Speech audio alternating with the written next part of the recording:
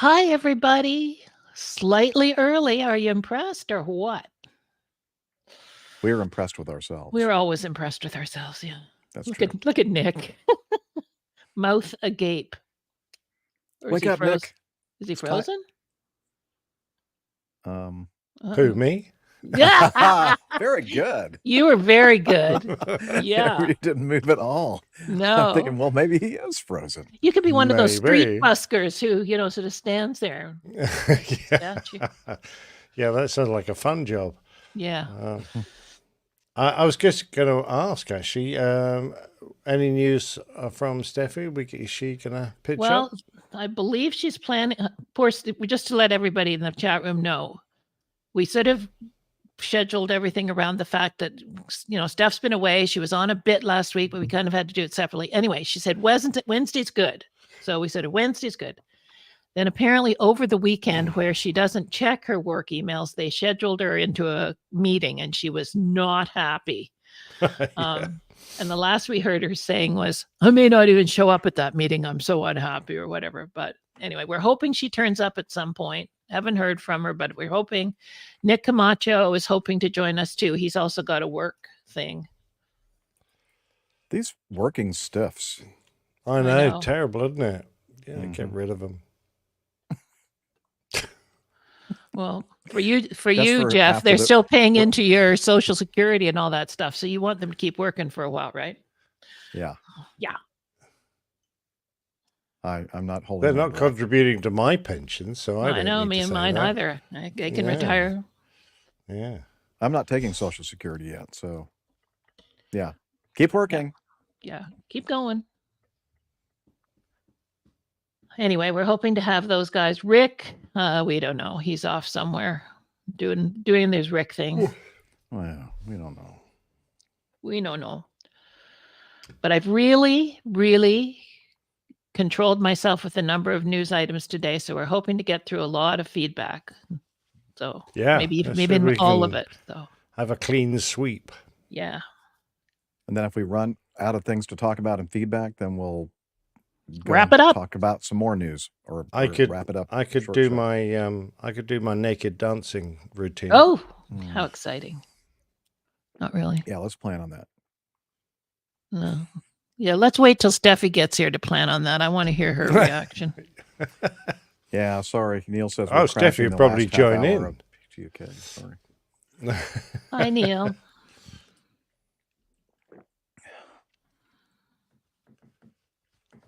Good evening, Neil.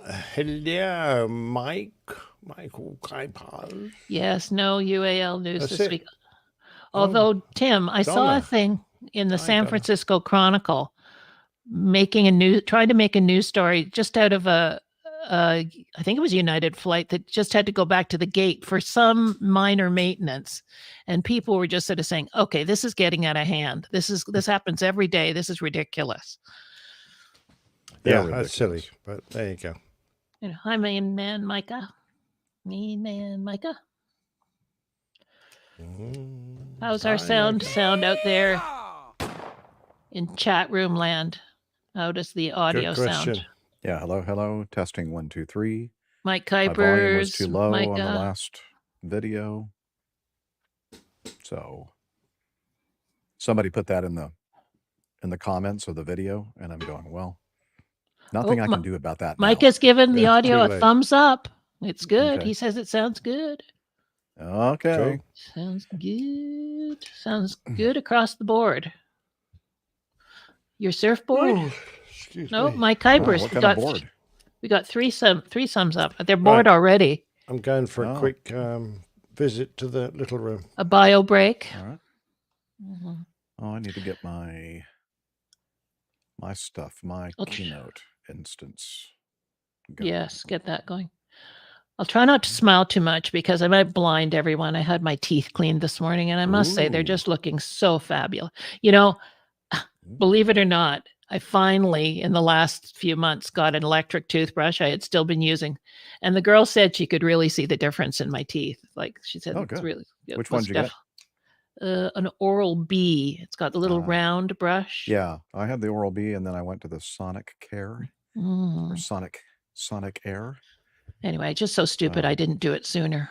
I could actually feel that I thought my teeth were cleaner, but and you use so much less toothpaste. Just this little dab of toothpaste. It's Yeah. great. Love it. Mine's all stained with coffee, which is fine because I love coffee.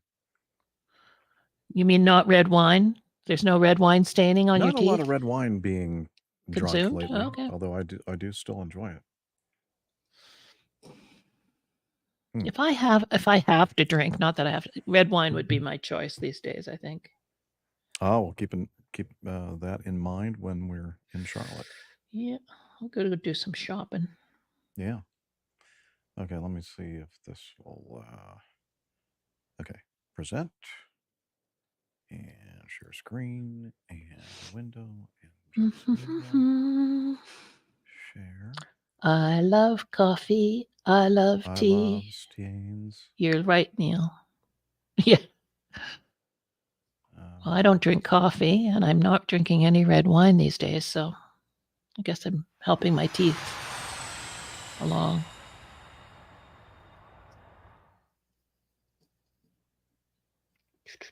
Atlantic City approaching, this is a Falcon 05 Foxtrot Golf. Okay, hearing that okay? Mm-hmm. Okay. Yes, sir. Yes, sir. Yes, sir. I'm going for the podcasting record today. And what record is that? My personal time spent podcasting in one day. Oh, what have Oh. you done then? Tell us. I was on Bob Judson's podcast. I think I mentioned it a few shows ago. Leading for Life. He Oh, yes, talks you did. about it's a leadership Yes. tutorial kind of podcast. He was one of my students when I was a QFI and did very well for himself. Flew mainly Jaguars, Phantoms, and then Typhoons, and whistled his way up to 2-star rank. So Did you know him back in the day? Or as a student, yeah, Yeah, I flew yes, with him yep, a few yep. times, cool. and now he's retired. He's setting up his own business to coach. Executives? Executives in industry on Right. leadership. Yeah. Nice. Steffi Well, says this she's is just from about to Steffi. leave her office, be home in about an hour. So, Oh, great. Cool. Well, we can crack on with a bit then. yeah. And Yeah. Yeah. IHOL Boxes love says coffee, I some love new tea. lyrics. But my dentist dentist knows would. to Coffee, disagree. Yeah. My teeth aren't too yellow, are they? Are they? well, Yeah, I they had are. mine replaced, and Yes, the I dentist read asked me mine. what color I wanted them. So I went for a couple of shades lighter than they were, so they didn't look stupid. They didn't look I was going to say like blue or green. you could have done Fangs, that. big red Yeah. fangs Yeah. hanging Red. up. Dripping like red. Oh. Black. Yeah, there's nothing Ah. worse when you see like celebrities or whatever, and their teeth are way too white. Like they're just too Right, yeah. like. I mean, Absolutely. Steffi's teeth are really white, but they're her teeth, right? But like some of these celebs are just kind of crazy. Yep. So they come in with a fake tan and white teeth. Doesn't Yeah, look at all exactly. weird. George Hamilton. Do you remember George Hamilton? Oh, He was yeah. always tanned. That tan. hmm I've seen the musical. Hamilton, yeah. Yeah. Yeah, That was good. Don't think that was about George. I think that was Hamilton. Oh, wasn't it? Alexander. Oh, okay. So That was one of his predecessors. Probably. very good musical, I might add. You got your Okay. recorder on, Jeffrey? I do not. I don't even have. Oh, yeah, it's open. Never mind. Let me get it running. Good catch, Liz. Yeah, and I didn't even need Tim Van Ram to prompt me, but I like it when he does. She beat you to it, Tim. I know. I just That's know a good beer, how that awful is. it would be Hello, for you not to have the recorder on. It's Testing. not fun. 1, 2, 3. You know, I meant to switch back to my other mic. Too late now. No, it's not. Hang on. Just going to take me a second. Sorry. I just do that mainly. We've got one 'cause I more wanna- week where Nick's only 4 hours ahead of us, and then it'll be back to 5. You guys change on Easter weekend, I believe. Yeah, we do. Yeah. Yeah. End of the month, basically. Right. How's your weather? Is it more like spring? Is it spring? Yeah, it is. It's Spring? been a nice day. Yeah, I've been very good, thanks. We don't have snow, unlike you lucky Canadians. Well, I really don't have anything to grumble about. It's been such an easy winter, but it's kind of like they teased us last week with lovely, warm, sunny weather, and then wake up this morning to snow. Still snowing. Ooh, golly, yes. It's not going to last. But No, I'm we've getting had our fair share of rain this year, but no, at the moment, today was nice. I've got an appointment to get my snow tires off next Thursday. I better not be doing it too soon. I don't want to get into. Yeah, good point. It's hard, must be hard to judge. We Can do you- sometimes have bad snow in April. It has happened. Okay. Have you got some chains you can whack on? Just No, they're not allowed temporarily? here in southern Oh. Ontario. You can up north, but not here. They're too hard on the roads. Oh. They used to. You got way weak back in and the day. feeble roads, do you? You ought to get Yeah, the we do. Romans in. Yeah, They exactly. build a good road. Yeah, they do All right. indeed. Anyone in good- the audience seen the movie Dune yet? Dune 2, I should say.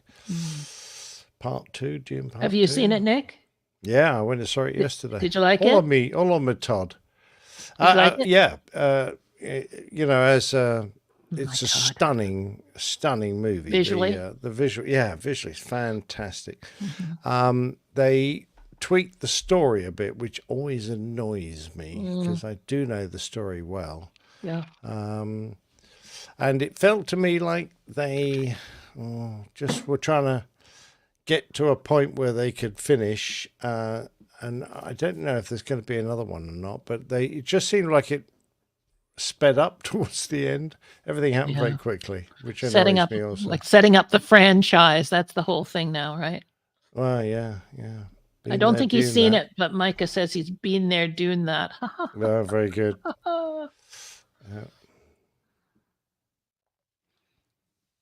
All right, let's hear this new microphone. See how it That blue sounds. rinse you've put in your hair looks really nice, Jeff. What? The blue rinse you put in your hair looks very nice. What? Why can't I hear myself? I don't know. Suddenly we've got echo. It sounds like I'm on a loudspeaker somewhere. This is why we didn't want you changing your Okay. equipment. Yeah. You...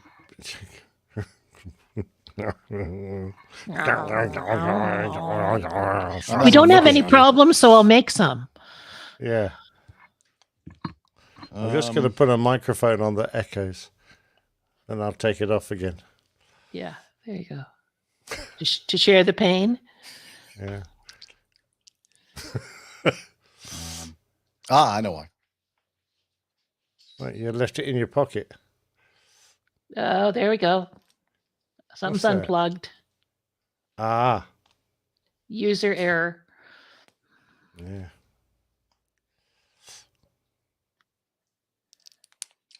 And is Yes. did that solve everything? Does that stop the echo? I can hear you now.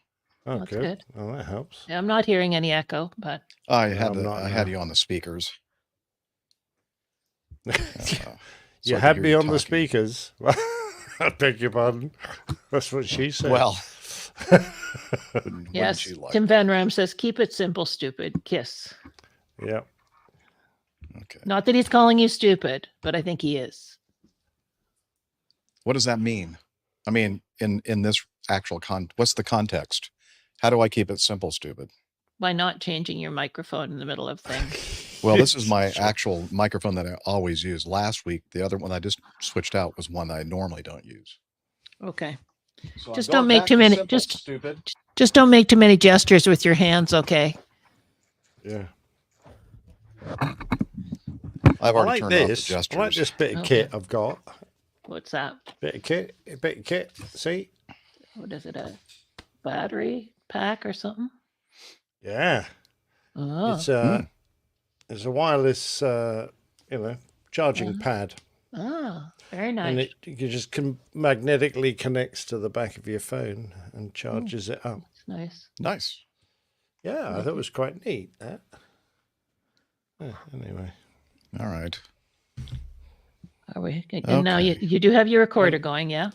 And it's got a doggy paw on it. Oh, I cute. like that. Okay, so how is my volume now with this different mic?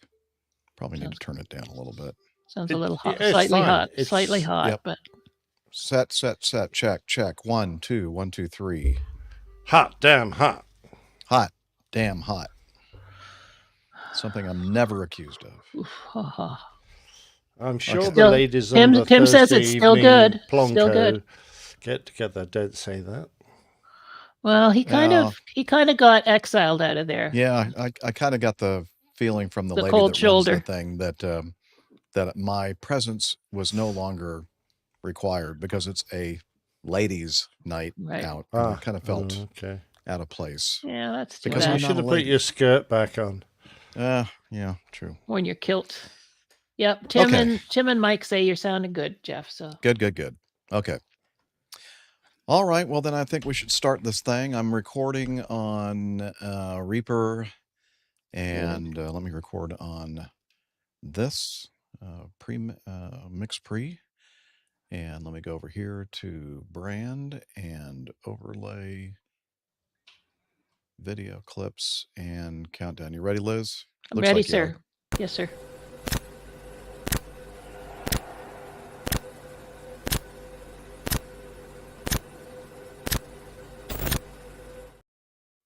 You're listening to the Airline Pilot Guy Show. The view from our side of the cockpit door. WAPG, it's the Airline Pilot Guy. Airline Pilot Guy, episode 611. Yeah, he's up in the sky. It's the Airline Pilot Guy. Hello, you're listening to the Airline Pilot Guy Show, the view from our side of the cockpit door, with your host, Captain Jeff, broadcasting live from Studio 1A at APG headquarters in Roswell, Georgia. Today's show is recorded on the 20th of March, 2024. Yeah, he's up in the sky. It's the Airline Pilot Guy. Put your light and he's flying by. With the Airline Pilot Guy.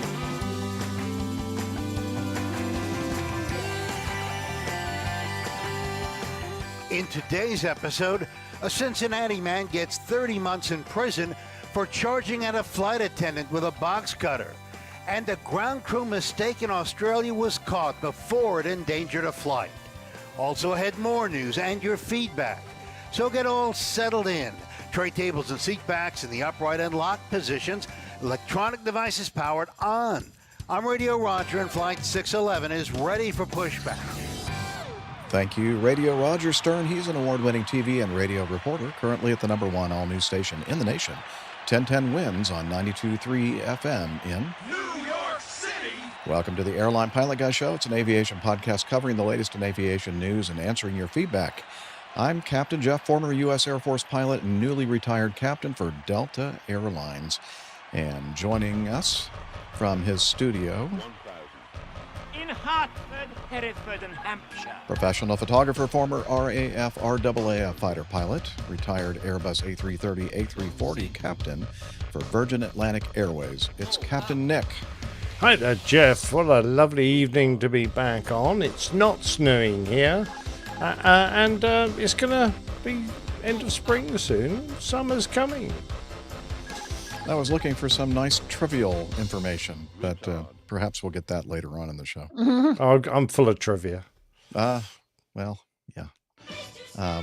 Also joining us from her studio in Toronto, Ontario, Canada, retired financier and aviation enthusiast, spreadsheet master, and our producer. It's Liz Piper. Hi, everybody. It is snowing here on the first full day of spring, but that will change. Spring is like this year comes earlier than it normally does. Like was Oh, the, yeah. the 19th the official? I always thought it was the 21st, but yeah, That's what I thought too. Yeah, but I don't know. they're I- changing things up. I think they're making things up now. I don't know. That's It's a, what I it's a leap day or something. I don't know what's going on. think. I don't know. Leap. Yeah. Okay. Well, whatever. It's not a meteorology show. It's Nah. an aviation show. Have a good show, you guys. Let's talk aviation. Cheers. Bye, Liz. Bye.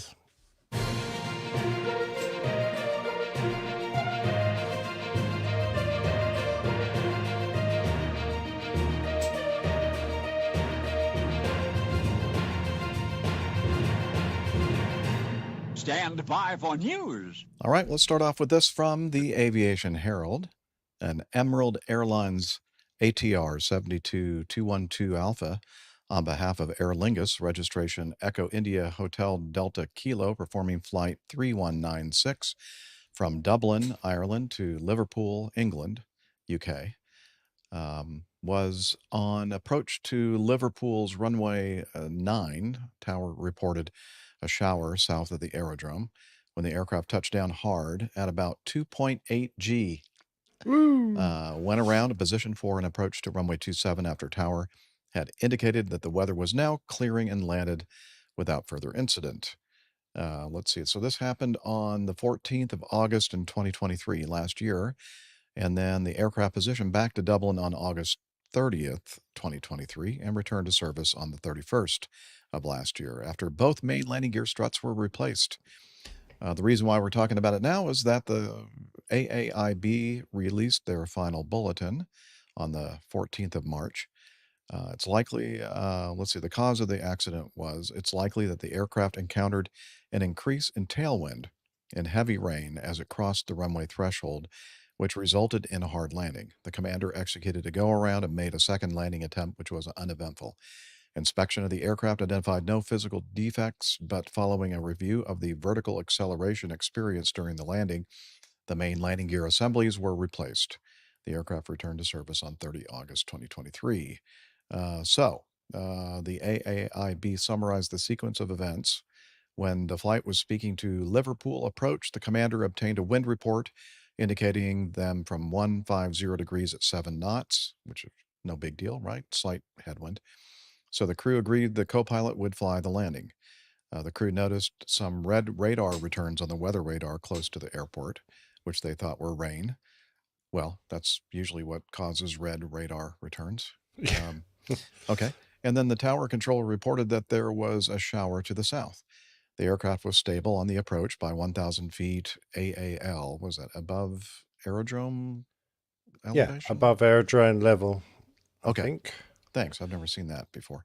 And when cleared for landing, the surface wind was reported as from 220 at 5 knots. So just a slight tailwind. Very, very slight. Remember, they're landing 090, so 220. That's what, 30 degrees and 5 knots. So probably the component there is maybe 3 knots at the most. The commander commented that it was now a tailwind and advised the co-pilot to, quote, keep an eye on the power if the wind changes. As the aircraft continued the approach, it encountered some rain, but the crew maintained sight of the runway and approach lights. On short final, the rain became increasingly heavy, and the commander switched the windscreen wipers to fast for both screens. Yes, I've been there in this situation. In fact, we've talked about trying to land in heavy rain before, and I'm getting the heebie-jeebies now just reading this. He asked the co-pilot, do you want me to take it? But the co-pilot confirmed he was content to continue. The commander recalled that they were still visual with the runway as the aircraft passed over the runway threshold, but passing 50 feet, the rain intensity increased and the visibility rapidly deteriorated. The co-pilot recalled the flight deck going dark, like someone had pulled the curtains. The commander recalled the aircraft seemed to suddenly and firmly touch down as the visibility reduced to near zero. He immediately took control and executed a missed approach. When the aircraft had climbed away, the tower controller reported that the rain was now clearing and the surface wind was now 220 at 7 knots, offering an approach to runway 27. Again, not a lot of wind.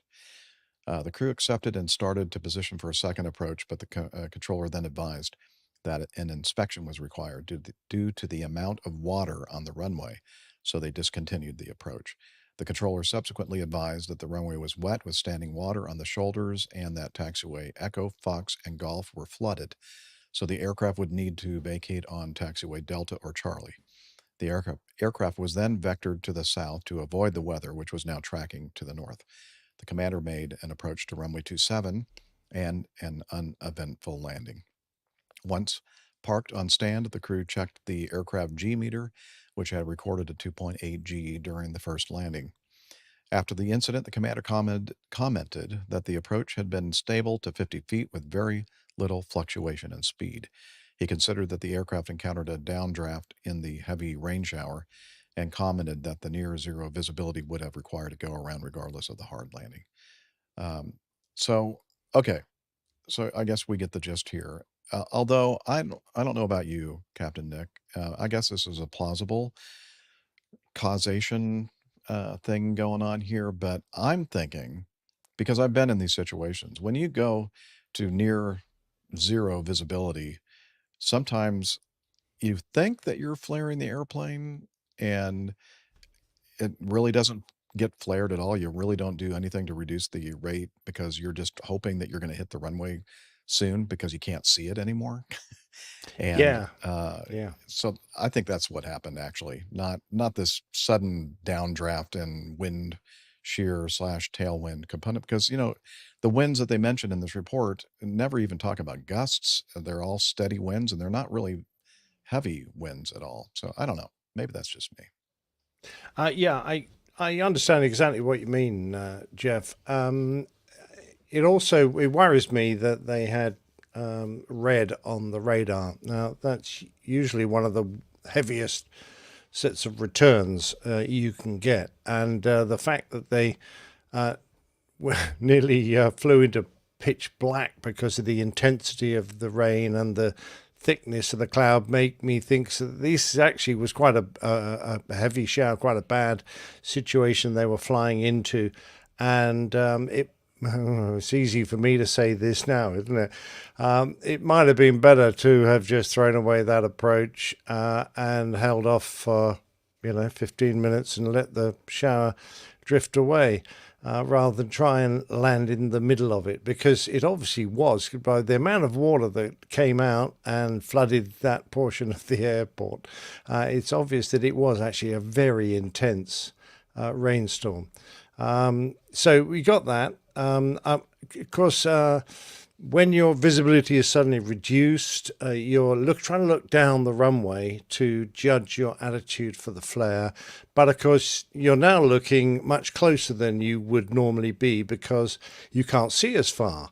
So you've got this artificially depressed horizon. And to put that in the position that you normally would, you're actually going to lower the nose if you fall for this visual illusion. I've fallen for it. Yeah, I like visual illusions. I always fall for them. So he may have thought he flared, but because that combined with this lowering of the horizon, he may not have flared at all, or he may even have relaxed on the controls. So yeah, those two combined, I think, made a difference. I mean, it said they had just over 600 feet a minute rate of descent on touchdown.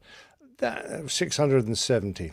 That's not vast, actually, because I seem to recall the normal sort of rate of descent on an approach would be about that. So it's like he just held his 3-degree glide slope and let it run into the runway, which in a Phantom would have been a perfectly acceptable approach. In fact, you'd have probably been congratulated. It wouldn't have really Phantom, hurt though, most the airplanes. passengers wouldn't have really balked at all, right? Since there aren't any. Good point. I mean, if we were doing an overweight landing in the 340, we were supposed to keep the touchdown vertical velocity 300 feet per minute or less, and so that's very gentle. So 670 doesn't seem that hard. 2.8 G seems to be, and I'm not quite sure. Was that off their flight recorder, or did they have a G meter on the aircraft that recorded it? They had a G meter. I'm assuming. Yeah, and they've got a trace on their flight recorder. I see. So it was the crew checked the aircraft G meter. I don't know where you'd find that, but apparently. Well, that's something neither do I.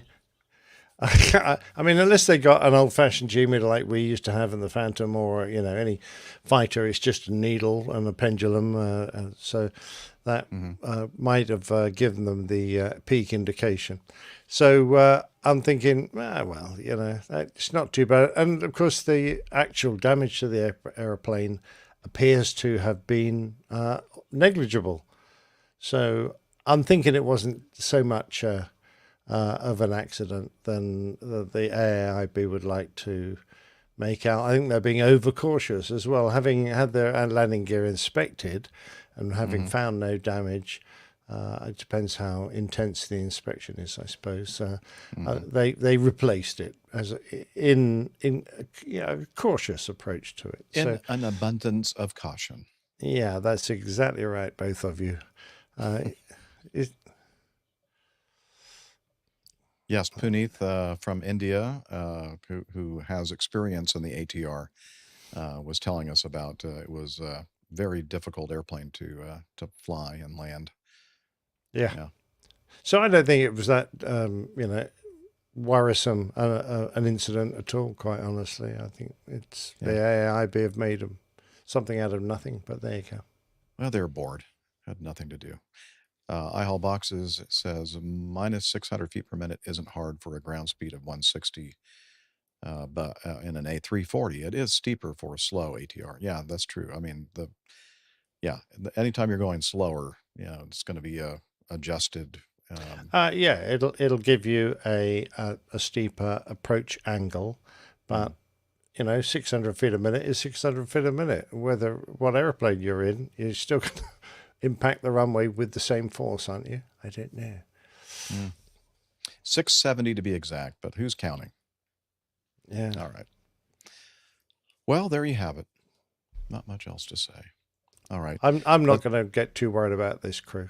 I don't think. No, I think they're fine. In the conditions that they found themselves in, they did their best, and they either fell for that illusion. Maybe they actually did have a downdraft or a tailwind shear component that caused them to suddenly drop. Who knows? But they did the right thing. They went around, waited for the weather to clear, and they landed uneventfully. So, good job in that respect, I guess. Indeed. If only they'd gone around beforehand when they saw the radar and went, we're Monday morning quarterbacking here, which we're really good at, by the way.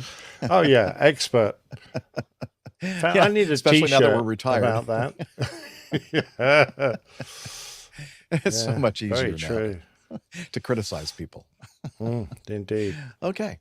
Let's continue on with this, also from the Aviation Herald. It's an update on the incident that we talked about on the last, accident actually, on the last show with the injuries due to the 787 pushover over the sea. What is that sea right there? The Tasman Sea between Australia and That's right. Yep. New Zealand. Exactly that. Yeah. Okay. On March 15th, 2024, Boeing released a message to operators of all Boeing 787 variants referencing another message sent out in 2017, advising operators to apply adhesives to the rocker, the pilot seat movement switch caps, to prevent them from coming loose. That's L-O-O-S-E, loose. Now, Liz, what did I get that wrong? I hear her making a lot of noises in the background. Oh, okay. I thought maybe you were just upset about. Oh, okay, good. So I can do this then. Thank you. I don't get to do that very often anymore. I'm mostly this. Okay. So anyway, Boeing came out with a message advising operators to apply adhesives to that rocker switch cap cover to prevent them from coming loose. Boeing and flight deck seat supplier IPECO, I think that's the way you pronounce that, IPECO, advised the 787 fleet of a known condition related to a loose detached rocker switch cap on the fore/aft auxiliary rocker switch. This rocker switch is located on the seat back of both captain and first officer seats. Closing the spring-loaded seat back switch guard onto a loose detached rocker switch cap can potentially jam the rocker switch, resulting in unintended seat movement. Unintended fore-aft seat movement due to a jammed seat back rocker switch can be stopped with an emergency power cutoff switch or by holding depressed the fore aft rocker switch located on the inboard side of the seat pan, which is the normal way that you adjust the seat when you're sitting in it, in the direction opposite to the seat movement, or by holding depressed the manual fore aft control lever on the inboard side of the seat pan to declutch the horizontal actuator. Please note that inputting an opposing fore aft switch command will stop powered movement only for the duration that the seat software sees opposing commands. As soon as one of the fore aft switches is released, the seat will resume movement following the remaining command. The preferred option is to shut off power using the power cutoff switch, but if the occupant is not able to reach that switch, the other options will halt the seat-powered movement until power can be shut off. Boeing is evaluating potential updates to the appropriate flight crew manual. Statement from Boeing: the investigation of Flight 800 is ongoing, and we defer to the investigation authorities on any potential findings. We have taken the precautionary measure of reminding 787 operators of that service bulletin that we just talked about there. Closing the spring-loaded seatback switch guard onto a loose detached rocker switch cap can potentially jam the rocker switch and resulting in unintended seat movement. Okay, so it seems like they're really focusing on this as the cause for the unintended dive and recovery from the dive and the injury of the 12 passengers and cabin crew. So I don't know if, we can completely rule out the other thing that is still kind of odd in my mind, that the captain mentioned that the screens had gone blank, kind of hinting at that problem that we had also talked about, where if you don't shut the machine off every certain number of months, I think, then, reset the computers, that you could get yourself into a situation like this as well. So I don't know. I'm not convinced either way yet. They're still investigating both, I guess. Dave Ellison in our live chat says, a clear sign of poor mechanical design, asking the user to glue your switch in place because your design sucks. Kind of harsh, Dave. Kind of harsh. A point. I like the way they actually put a warning on the switch you're about to use. So it's a bit like golf. If you hit a stray golf ball and it's about to hit someone, you shout, "4!" And they've put that on the switch. So I think that's very clever of them. Well, it's all about liability and lawyers and all that, right? According to Tim Van Ram, according to the Forward Area Research Team, which is FART, unintended seat movement can be helpful. Okay. Well, thank you very much for that. Yeah. The quality of listener we have is really quite remarkable, isn't it? It is quite remarkably going down fast. It is remarkable. Indeed. Just like we're very impressed with you, Tim, not favorably or positively. Yeah. So this is presumably what they think happened. The switch became partly detached.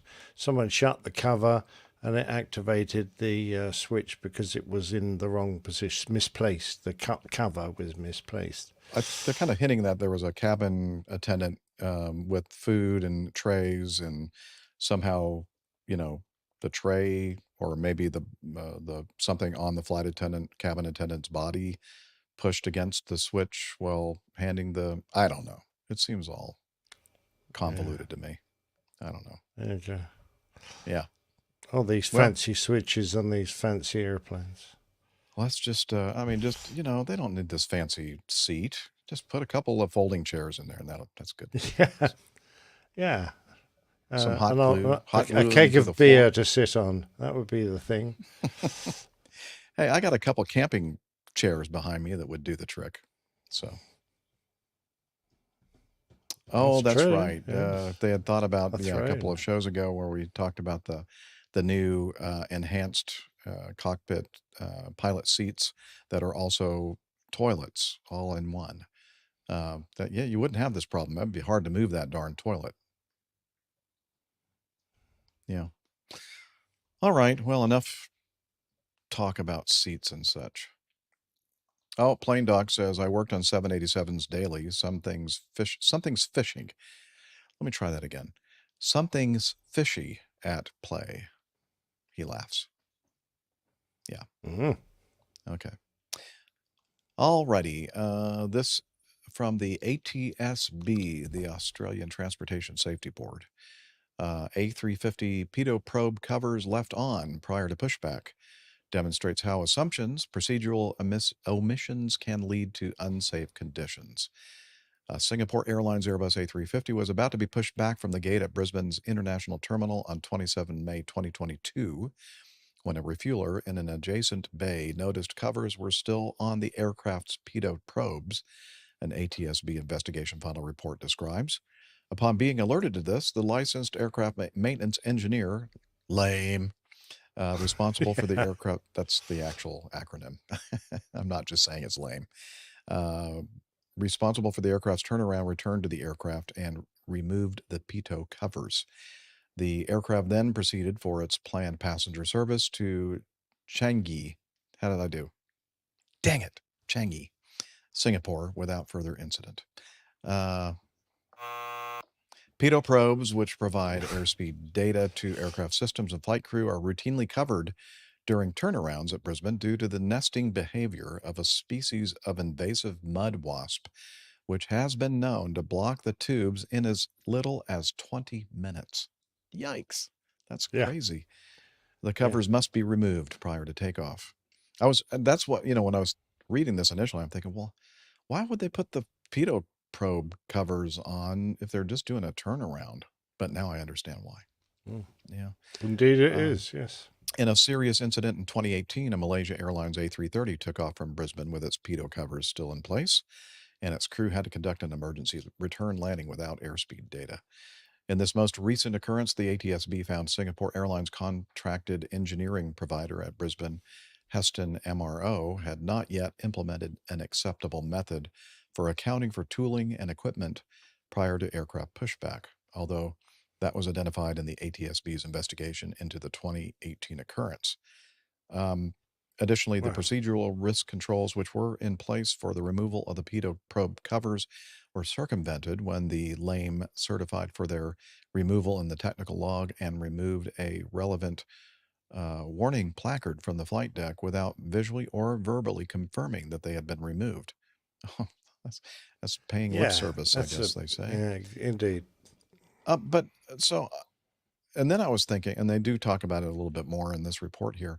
I was thinking, well, what about the flight crew? We do walkarounds before each flight, but it turns out that because of the fact that the walkaround was performed more than 20 minutes before pushback time, they really couldn't remove the darn things until right before pushback. So that's not really an obligation or function of the flight crew in this case for making sure that those but are off. I did note in the report they did actually criticize the flight deck for not doing a particularly good walk round. It was noted that they did a somewhat abbreviated walk round. Yeah. So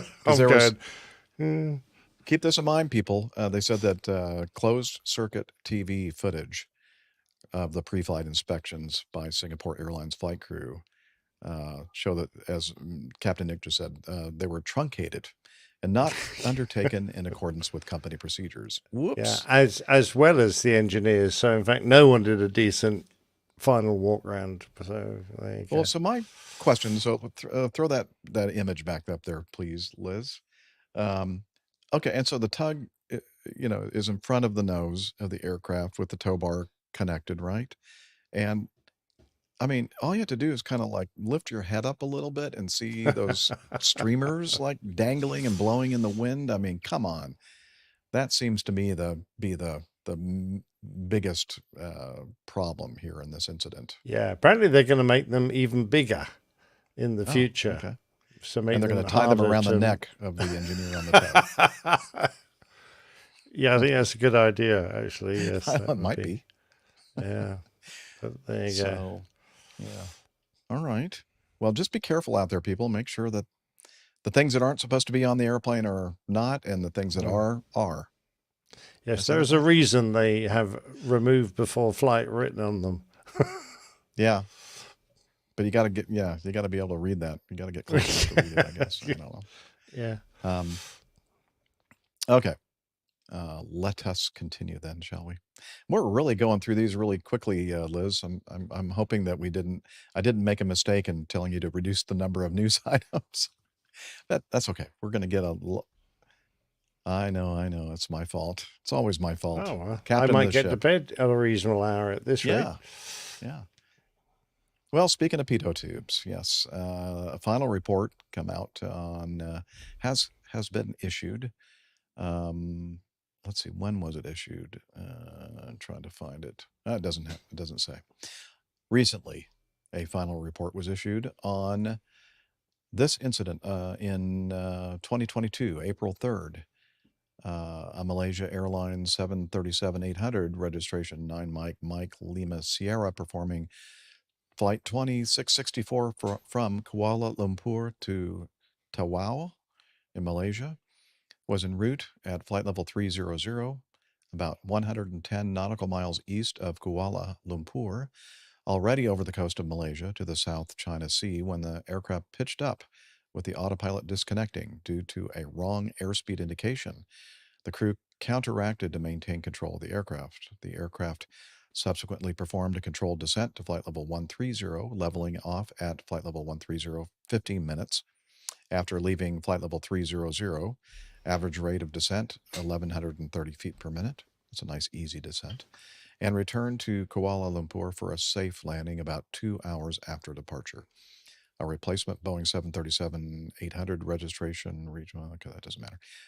Passengers told Malaysian media initially that the aircraft had been in turbulence at flight level 310 when it suddenly, within seconds, lost 7,000 feet to flight level 240, causing them to float out of their seats and to fear for their lives. That narrative was clearly disproven by radar data.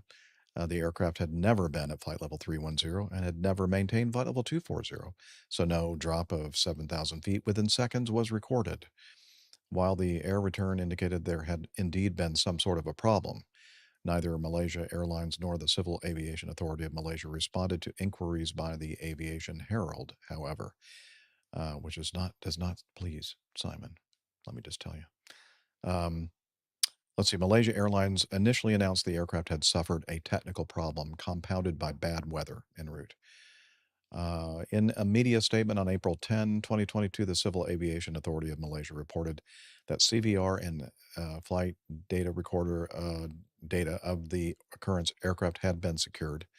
Okay, let's get to the meat of this. The final report concluded that, let's see, all 4 components associated with the occurrence have been removed and sent to the authorized facility to check on their serviceability. I guess they're talking about the air data computer system. As a result, all components were found to be working as per normal. No maintenance issue linked to the event was identified. There was a force to the control column that disconnected the autopilot 1. CRM was not carried out effectively and accordingly. The pilot in command made an abrupt movement by pushing the control column down. Flight crew pairing could have contributed to this occurrence. I guess some pairings of crew cause violent movements of the controls. I don't know. Not sure exactly what that means. Well, it could have been. Yeah. Is that the same? No, it's a different airline, I think. Yeah. Let's see. There was a possibility of human error involvement where the popped circuit breaker was overlooked and not pushed in during visual inspection prior to departure by the flight crew. As mentioned by the first officer, weather conditions require them to avoid the clouds during their flight en route to Tawau. FDR data shows that pilot heat left was off throughout the flight. Okay, as shown in figure 24. And the aircraft flew through clouds at 25,000 feet. Where would that, what kind of airplane is this? 737? Okay.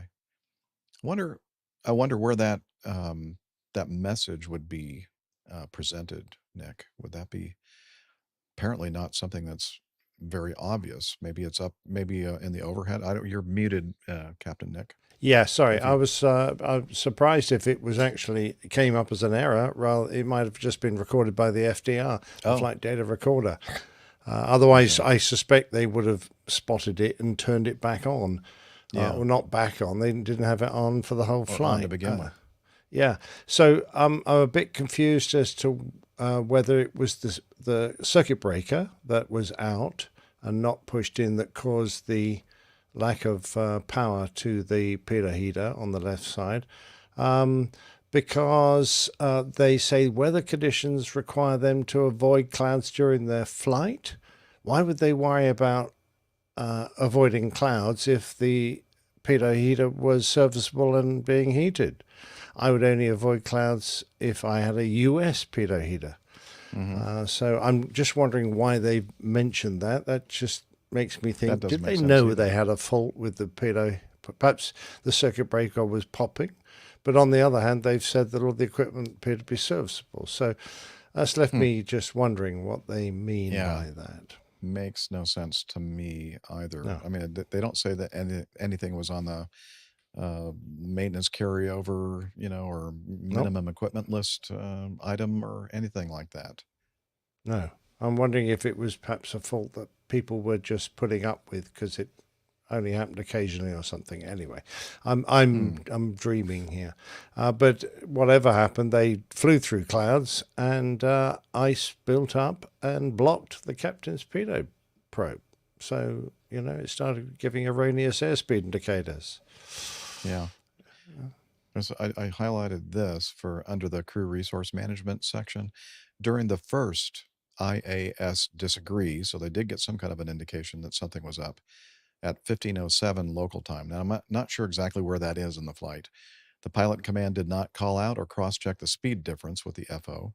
From the pilot in command recorded statement, it was found that the pilot in command made an abrupt movement by pushing the control column down when the PIC saw his speed trend going down and his active bar going up. It's kind of embarrassing when your active bar is going up like that. Yeah.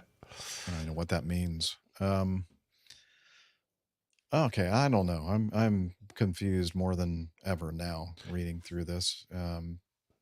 Well, I think the reason for the everyone flying up to the ceiling or getting light in their seats or whatever they're going to describe it as was because the captain, without checking, tried to correct for the erroneous speed indication. So he sort of made a knee-jerk reaction. Oh, my speed's slow. I better dive the airplane. Wait, he's flying the airplane with his knees?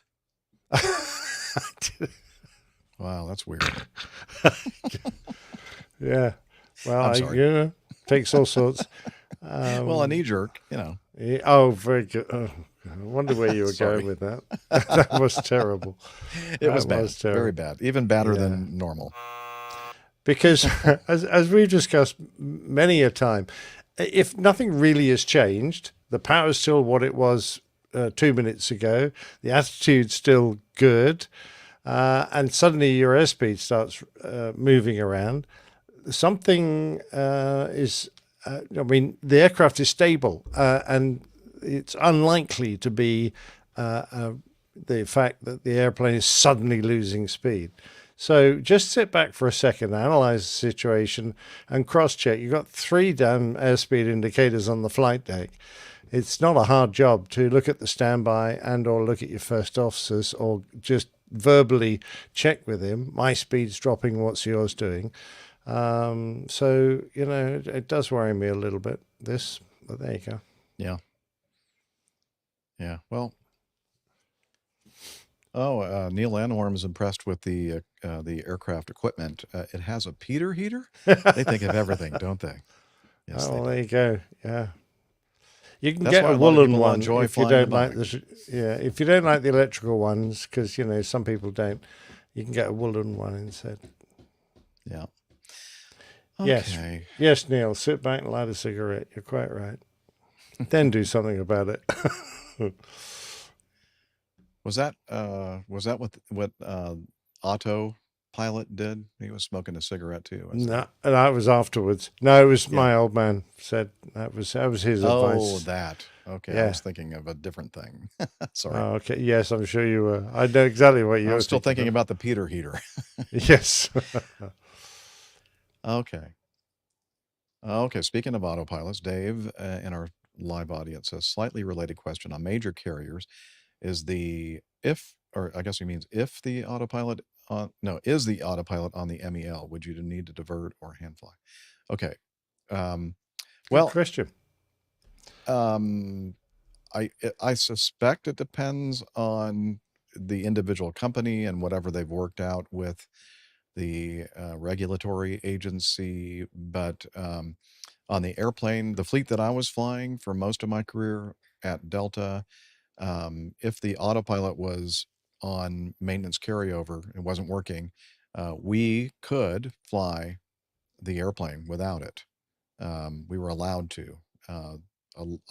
It, it would depend, I think, on the pilot command's assessment of how long the flight is going to be, what kind of weather conditions you're likely to encounter in the flight, and weather conditions at your destination airport, etc., before they would possibly accept that. I do know pilots that would not accept it at all if the autopilot was not serviceable. Now, when it happens in flight, again, that's up to, at Delta anyway, from my memory, it's going to be the commander's decision on whether you continue or divert. But I think that 99% of the time you're going to continue the flight. I don't think there's anything that compels the pilot and command to divert. Now, again, that's based on the airplanes that I flew. Now, maybe there are some fleets that would require. Now, I do know, just sort of related to this, on the the MD-11, the 3-engined, the latest evolution of the DC-10, the MD-11 that Delta flew. I understand that with the fuel balancing situation and the very relatively small horizontal surfaces back on the tail, that was a very, very difficult airplane to fly without the autopilot system. And in that case, if the autopilot wasn't working, I don't know if it was a requirement, but nobody that I know that flew that airplane would ever attempt to fly it without the autopilot system, unless it was an emergency and then they had to just get it down on the ground or whatever. But I don't know. That's all I really can say about that. Captain Nick, what was your situation? I mean, if you, of course, you're flying all these long haul flights. I mean, nobody, Yeah. if you came out to your airplane and they said, oh yeah, by the way, the auto flight system is not working and you have to hand fly it to Atlanta. I don't think anybody in their right mind would say, okay, we'll do that. Well, I mean, it wasn't forbidden by the MEL. Certainly, when I started flying the 340, it would say you've got to hand fly the airplane. But the airplane is very easy to hand fly, even at high altitude, the 340, because of the natural tendency for the fly-by-wire to maintain the aircraft's attitude, and even if it's slightly disturbed, it'll return to where it was. So that's an easy job. But what would affect you later on in my career, when RVSM airspace came in, reduced vertical separation minima, you were obliged, when you were in RVSM airspace, which is the upper levels of airspace and now covers most of the damn globe, but started off just across the Atlantic and a few other places. But if you were in RVSM airspace, you would have to descend out of it, and because you're on a long haul flight, that's going to increase your fuel consumption significantly. You may not be able to make your destination. So you would probably have to throw in somewhere and refuel to complete the flight. So that would be one thing. And I've certainly flown all the way home from Hong Kong on an airplane with no auto thrust. So I mean, that's no big deal, really, is it? Yeah, exactly right. Like, why is the airplane rumbling? It's really getting loud. Oh, why is the nose way up in the air? Whoops. Exactly right. It just meant that one of you had to continually monitor the airspeed. And you know, when you're up at altitude, the distance between the lowest speed you're allowed to fly at and the highest speed is often very small. It can be 25, 30 knots. The width And of the that's needle not a big sometimes. Yes, exactly. That's not it's not a big margin to keep juggling the throttles and things. So yeah. Yeah, I had a good point, Nick. I had completely forgotten about RBSM, and yeah, that would prevent you from, if you could not fly that flight without getting up into RBSM, then you could possibly do it. And I'm almost all my flights were like that, and I could fly at 25 or 27. Well, or I whatever. was bearing that in mind because I know that it wouldn't really worry you too much on a relatively No. short flight to drop down to 250 or something Right. and cruise there. Yeah. So yeah, you get a lot more flexibility than we had. We really had to nail our cruising altitudes because just 1,000 feet high or low could make a 1% difference in your fuel burn, and over the whole flight, that's a lot of gas. Yeah. So yeah. And if you were, now I heard of the story of this captain that was flying an airplane maybe back from, I don't know, somewhere in Texas to Atlanta. I don't know all the details of the story, but it was somebody that I didn't really know personally that couldn't get the autopilot, or the autopilots turned off. And so they continued because this guy, I mean, he's one of those guys that just loves to hand fly the airplane. Oh, right. Okay. Yeah, And yeah. he just kept on flying all the way back home to Atlanta. And then a couple of days after that flight, he was thinking about that and realized, oh, yeah, once you lose your autopilot, you're not allowed to be in RBSM airspace anymore. You have to descend lower. And he told me he was very, very embarrassed by that. Yeah, just really good friend. Yeah, just that's a really good of him to come forward and to Yeah. say that to you. Yeah, It was for the benefit of I'm everybody else, I impressed. think. Yeah, did he fill I out learned one of something. those NASA reports or whatever No, they're that called? he didn't, as far as I know. He may have. I don't think he did, though. I love it. Ah, Excellent. water under the bridge. as By the they way, say. thanks, Plain Doc, for those numbers. I wasn't sure exactly what the lower. Well, I wasn't sure exactly what either height was. Mhm. Yes, All right. but luckily we had books to tell us that sort of stuff. Okie doke. Let's see. The last one from Paddle Your Own Canoe is a Frontier Airlines passenger has been sentenced to 30 months imprisonment after admitting to threatening to stab someone on a flight to Florida before charging at a flight attendant while brandishing a box cutter. William Allen Liebisch, 43, of Cincinnati, managed to smuggle the box cutter past a TSA security checkpoint at Cincinnati Northern Kentucky International Airport on November 12th, 2022, before boarding Frontier Flight 1761 to Tampa. And Liz is telling us that we did cover this right after this occurred back in 2022. The TSA had actually spotted the box cutter during routine X-ray screening of his carry-on bags, but the officers returned the weapon to him because they mistakenly believed they had rendered it inoperable by removing the blade. What they didn't realize, however, was that the box cutter had a spare blade built into the handle. Once on board, this dude inserted the spare blade, started to clean his nails with it before telling his seatmate that he intended to stab someone with it. That's nice. Flight Wow. attendants roped in 2 passengers to sit with Liebisch as the pilots made an emergency diversion to Atlanta International, where law enforcement. Shame they was didn't rope waiting. in Liebisch as well. Yeah, they should have. That's an interesting use of words there. Roped in. Maybe they convinced some passengers or had Yeah, some passengers volunteer roped in. I took a don't double know. take when the first time I read that. Yeah, as I'm well. thinking that roped in almost feels like we made you do that even though you didn't want to, Yeah, yes. or you somehow tricked them into it. Yeah. Once in Atlanta, police officers initially boarded the plane and spotted Liebisch standing at the back of the aircraft brandishing the box cutter. In an attempt to antagonize him, the police officer stepped off the plane. Oh, in No, an it attempt not to antagonize. Okay, sorry. The police officer stepped. Why would they want to antagonize this guy?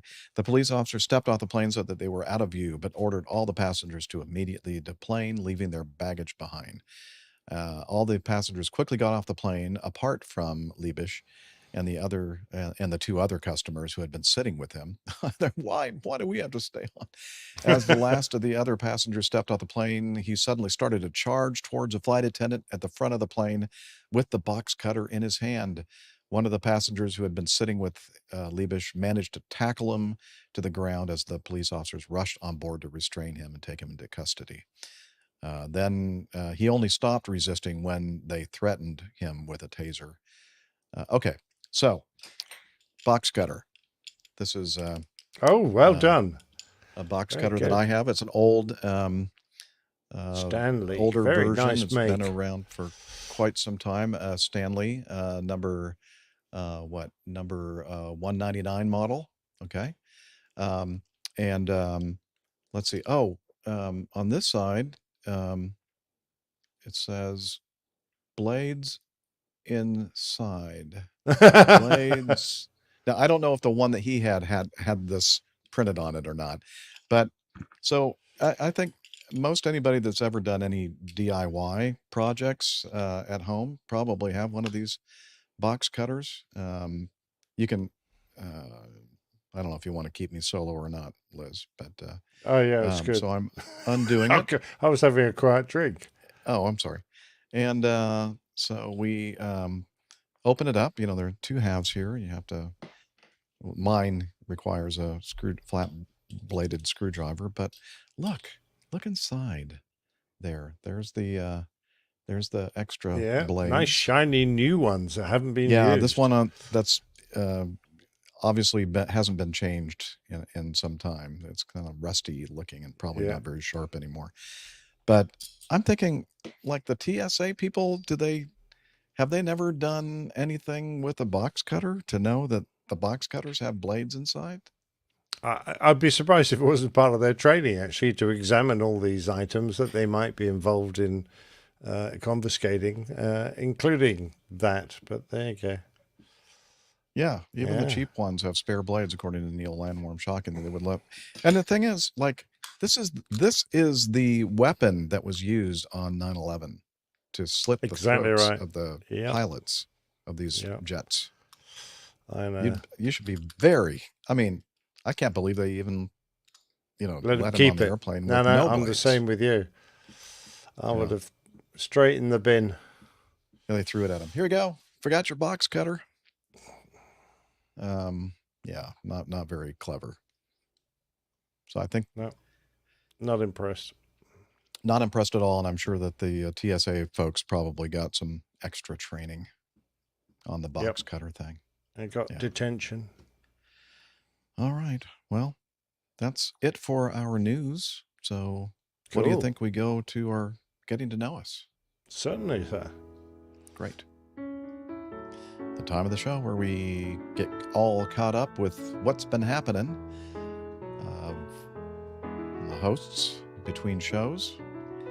And yeah, it was kind of a quick turnaround, not a full week since our last episode. And so I don't know, Nick, have you been busy doing things like bowling or anything like that? A little bit of bowling, a little bit of photography, a little bit of dog walking. I went to see the new movie Dune Part 2 yesterday, and that was really rather nice. Kind of on my own in the IMAX. Well, I say on my own. I wasn't going with anybody because my wife, darling wife, quite enjoyed reading the books, but she wasn't that keen on seeing the movie. But I was very keen. And I thoroughly enjoyed it. Very, very good. Visually remarkable, very dramatic. And the trouble is they didn't quite stick to the story, which annoyed me in the second half. But there you go. Can't get everything now. That never happens when they make motion pictures from books. No, you're quite right. But since there are about 5 hours of movie between part 1 and part 2, you think you better fit in most of the Yeah. major facts, but apparently not. Still, that was definitely worth going to see. I thoroughly enjoyed it overall. And what else happened? Oh, I was podcasting today, not this podcast, of course. I sold my body cheap on the internet and ended up on Bob Judson's amazing podcast called Leading for Life. So his website, if anyone's interested, it'll be in the show notes, is leading4life.co.uk. And he was a very senior officer in the Air Force and started off as a student on one of my first training courses when I was a flying instructor in the Air Force. And he had a great flying career. He started off on Jaguars, ended up doing an exchange tour on, well, I was going to say very experienced Jaguar pilot. I think did 2,500 hours. Did an exchange tour on German Phantoms, and then ended up on Typhoons. He was station commander of RAF Coningsby, where the Battle of Britain flight is housed. So because of his executive post there, he was allowed to fly the aircraft of the Battle of Britain flight. So he's got time in the Spitfire, which would be, what a perk. That's fantastic. And he also led some pretty major flypasts. They put up I think he said a 49 ship flypast for the Queen's 80th birthday over Buckingham Palace, all Typhoons, and he led the Typhoon formation for that. And in fact, I think he might have led the whole formation, organising all the timing and things. That's a pretty important job.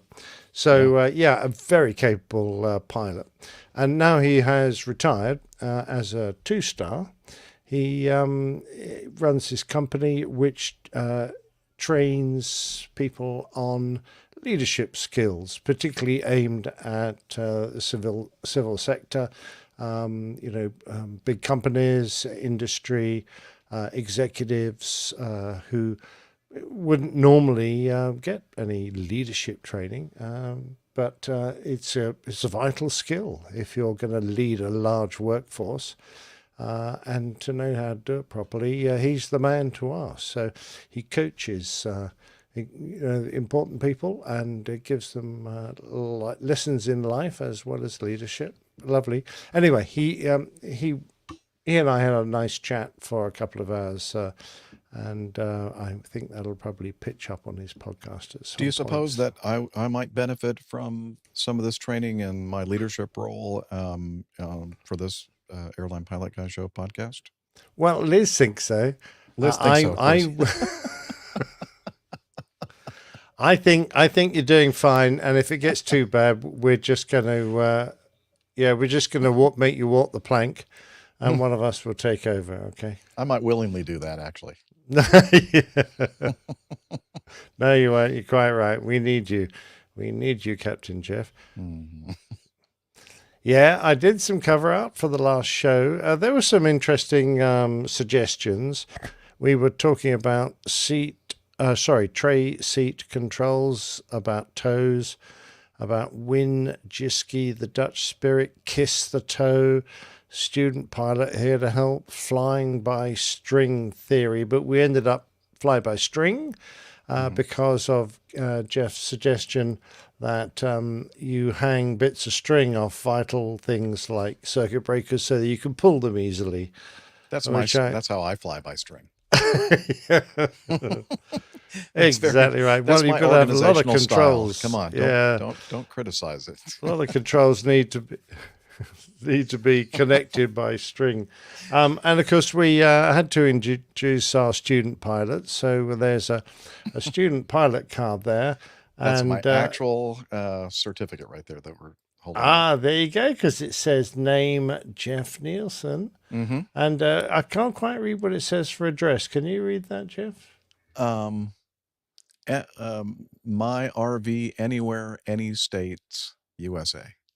There you go. That'll Perfect. be your address, obviously. Yeah. And under the number of the card, it's APG 610. So that's where the show Yeah, I see number that. Very was hidden. But we also managed to include the drink that came all the way to you from Holland, and you said was a mixture of whiskey and gin. So we've got Win and Jisky, the Dutch spirit, and we've even managed to put a black toe floating in I the didn't bottle. notice Well, it's that. not floating, actually, it's sunk to the bottom. Thank So- you for pointing that out. I did not notice that until Didn't just you mentioned see it. that? No, I Oh, did not. yeah, I just thought it was it's some kind of actually reflection a of the- frostbitten gangrenous toe that's in the bottom of your Nice. bottle of spirit. Oh, it does. It Love makes it. it, yeah, with that yellow toenail. That's just perfect.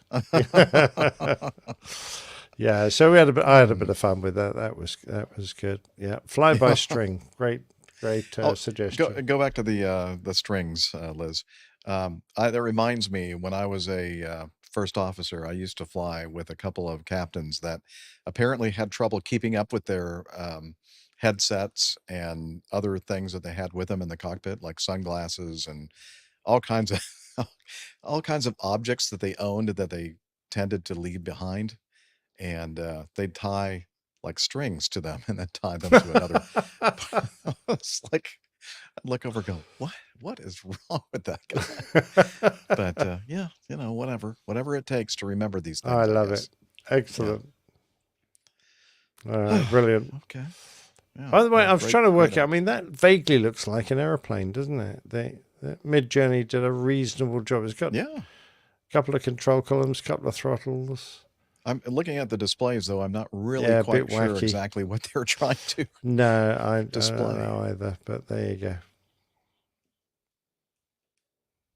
Oh, yeah, like the Captain that's- Jeff watch. That's my special edition. Indeed. No, I'd. Yeah. Yeah, Rick thinks his watch is fancy. Yeah. Yeah, Not as that's fancy as right. mine. Yeah, exactly. Yeah, well done. Very Brilliant. nice. Yes, well done for sure. Okay. I was looking at some of those knobs in the overhead panel. You should have made them all like the toe, like toenails. Like Bunch of toes hanging down. a bunch of those Yeah. black toes with Oh. yellow toenails Nails hanging down. Yes, Mm. that would have looked nice. Yes, thank you. Oh, yeah. It would probably not smell very nice either. Okay.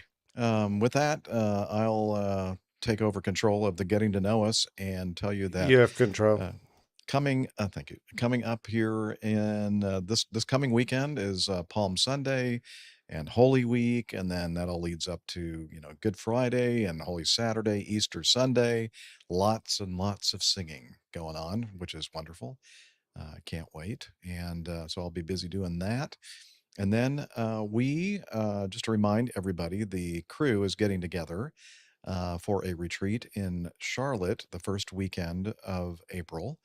And we are going to be holding a public meetup on Saturday the 6th, probably starting sometime in the afternoon and going on into the evening, I'm sure. So if you're out there and you are interested in meeting up with some of us in the flesh, I know many of you have, had been present at meetings with just me, but if you want to meet the real talent of the show, then consider, especially if you're, within a reasonable distance of Charlotte, coming in and joining us. And I'm also going to send opposing bases some feedback regarding this, and invite them and their audience, if they happen to be in the general vicinity, to join us as well. So I don't know if we're going to officially bill it as a APG/opposing bases meetup or not, technically speaking, but anyway, so that's just something to think about as well. You might actually get to meet. I've invited them personally, and they are going to make an attempt to be present at our meeting as well. And speaking of Charlotte and meetups and crew retreats and all that, we have Dr. Steph joining us. Hello, Hi, Steph. I made it. Sorry, Charlotte traffic Yes. is not great this afternoon. So, Hi, Oh. Steffi. hey, the weather is beautiful, but the traffic is not. So, but I made it. Well, It's also I'm I left glad my that you did. office just before 5 p.m. So that was Oh, yeah. It was what would it be without traffic? Maybe oh 25 minutes or something? about 30 30? to that office. Yeah, if it was zero traffic door to door, it's just over 30 minutes.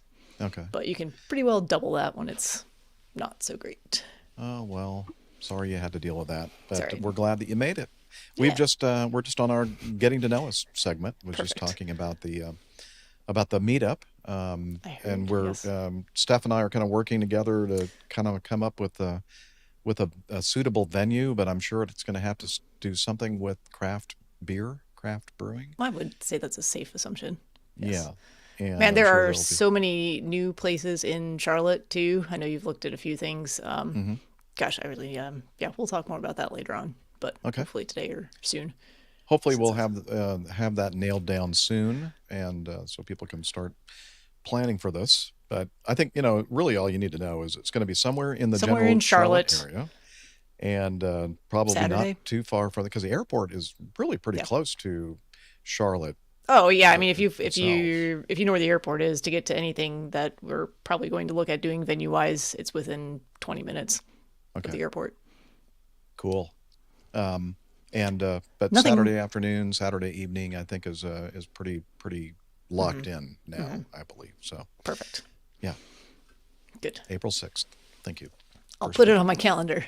Try to be Okay, there. yeah, Steph. Now make sure if you have any conflicts, then you're just going to have to delete. I'm going to clear all my those schedule conflicts. now. Clear them. Yeah. Yeah. I got my flying schedule for April. I am not flying that weekend, so we are Ooh, good to go. Good. Excellent. it's the following Well, I'm looking weekend. forward to it. I know we all are. Yeah. And so, what have you been up to since the last episode, Steph? I don't know, when was the last episode that I was here? Couple episodes ago, I guess, maybe a Was week that and a half ago. That was after Tokyo? Yes. Yeah, after you Okay. filled us in about the I marathon. was pretty and sure I did. Okay. All that, yeah. Oh, so it hasn't actually been that long. No, I've been, believe it or not, last weekend was very quiet. I slept in on Saturday, which I can't remember the last time I slept in. I didn't I didn't sleep this late, but I didn't actually get up and moving until almost 10 o'clock in the morning. I think I just needed some time to relax. So that was good. I was up in Asheville on Sunday last weekend just to enjoy the day. It was very nice weather Saturday and Sunday. So Asheville's kind of out and beautiful. about and took a drive on the Blue Ridge Parkway, which doesn't have a lot of leaves back on the trees yet or anything, but it was a beautiful day. So the views are gorgeous. Yeah, it was just really nice to relax and catch up a little bit and trying to get some stuff cleaned up around the house so that when I host this retreat, maybe things won't be a complete Don't worry wreck. My, to tell you where I'm at in terms of taking care of things around the house, I still need to put my Christmas stuff back in the garage. It's just sitting downstairs. The tree has not been put back in the box yet. There Well, might just be a pine tree downstairs. It's coming a lot sooner than you think. I would just leave it out. I know. Yeah, Yeah, really, we're just- just going to come right back around to Perfect. Christmas and that'll be fine. Right. I'm supposed to be, taxes are getting completed tomorrow night. So that's the other thing on my, I sent my taxes in the other day. My Mm-hmm. tax person has all the stuff already, and yeah, so I'm going to sit down with my it's like tax a person record, a world tomorrow. record for me.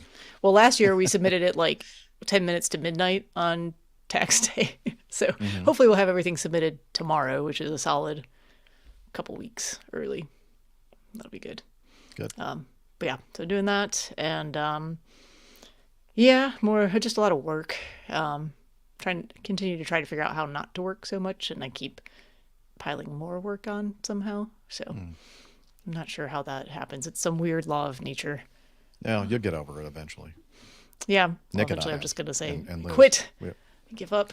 Done. No more work. Yep. I'm not there yet, though. I'd have to be asking for support from the coffee fund. Okay, we're gonna have to. Yeah, that seems to be going downward, not upward. So Oh, we need to okay. start really pushing that thing. Fair So enough. especially Yeah, especially if we're going to have to start supporting Steph. I'm not cheap. I'm just gonna let you know. Oh boy. No. Okay. Well, that's interesting. Okay. Anything else? I don't think so. If I Okay. filled you in on Tokyo, there hasn't been anything since that, and it's just been status quo and playing catch up on life. Very good. All right. Well, speaking of coffee fund, let's roll it. Oh, I'm the one that has to hit this button here. Liz, come on. She's doing everything Johnny, right. how much I'm more doing coffee? everything No wrong. thanks. Oh, sorry. I just talked over the coffee fund. I love tea. Now, you know what? Love the APG. Nope, that's the wrong button. It's all falling apart. Everything was going just so smoothly before you arrived, Steph. So I'm going to blame it all on you. That's okay. Can I add one more thing to my getting to know Yeah, me? sure. I So- knew it. I knew there was something else. I That's did why too, and screwed I all was, that up. I don't know. I just had such a nice, relaxing weekend. I completely omitted that. Sunday morning, I had a chance to take a tour of the Charlotte air traffic control facilities, the TRACON and the Tower, and that was awesome and very appreciative of the controller who put that together for a group of us locals. Yeah, Those are two separate facilities, right? they're in the same building. Oh, they have an. Oh, okay. Yes, yeah. So So not like Atlanta where they're separate. No, buildings, yeah, right? I'm sure it's different at different facilities, but Okay. here it's they're in the same building. So approach and departure folks are downstairs, and then upstairs is tower ground clearance. Yeah. Did they have anything good to say about those folks up at the Mythical Triad? I left them out of the conversation. I figured okay. that was Probably probably a good thing. just a safe bet. They did have questions about, those of us taking the tour, what we did. So I was, doing enough damage control for the jumper dumper community. Because Having to deal with you people. we do talk to them frequently, every 20 minutes or so. But I mean, it's great for me because now I have a very clear picture of who I'm talking to in general. I didn't meet all the controllers, but where they sit and what when I call them up on the initial frequency, I know exactly where that person's sitting and what that space looks like and what they can see. And helps me out. So Cool. Yeah. And I'm sure they learned something from you as well. hopefully a little bit. Yeah. Yeah. About what you're doing and what your operation entails. Mm-hmm. It's a win-win. Communication. Win-win. Yeah. Yeah. amazing. And, we like to keep those lines of communication open too. So it's good stuff. Excellent. Well, that's exciting. Yeah. All right. Yeah. It was Well, I'm actually, glad it was that a I lot of screwed- good information. I was, Glad I screwed up the coffee fund. so I could remember segment the rest of the so stuff that that we I've could done go in the back. past. Okay. Well, now, speaking of coffee and supporting Steph with the coffee fund, let's push this button. I did it right this time. Johnny, how much more coffee? No thanks. I love coffee. I love tea. I love the APG community. Coffee and tea and the Java and me. A cup. Oh yeah, the coffee fund. It's your way, dear lovely listener, to support us financially if you have the financial resources to do that. And since the last episode, again, 0 new contributors. We do have some recurring contributors on the Coffee Fund Classic method. Thank you, Jenny and Rome, and all of the rest of you. You know who you are. And of course, our patrons. That's a per episode kind of a thing, support that they do. But we don't have anybody new joining that club since the last couple of episodes. So if you're thinking about, oh, look at that poor, sad puppy face there. Aw. Don't you want to make that puppy happy?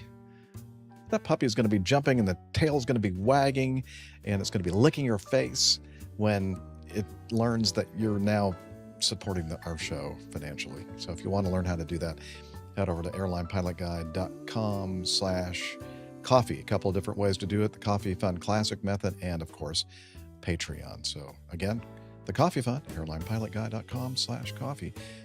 If you join us, or you'll be glad you did. And we will too.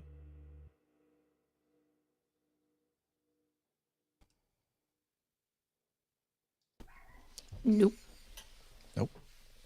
I think we're all good. All right, let me get the feedback thing up. Oh, yeah, let's skip that one. Hopefully Camacho will show up. Because, you know, iHaul boxes, nobody really wants to cover that unless Camacho's here. Or Miami Rick.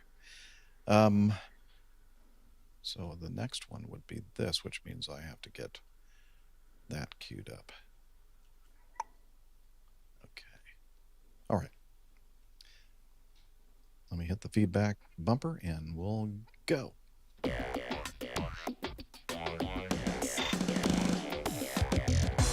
Captain, incoming message.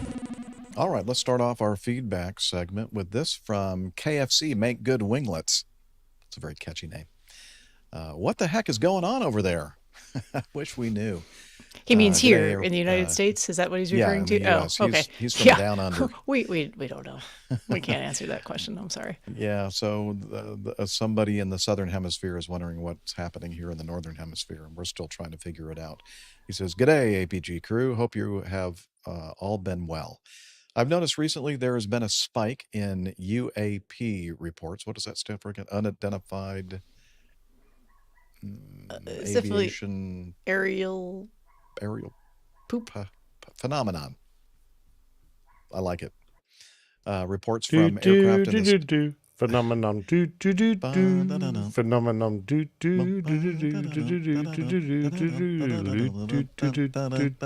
Okay. If my memory serves me correctly, it's been at least 3 in the last 2 months.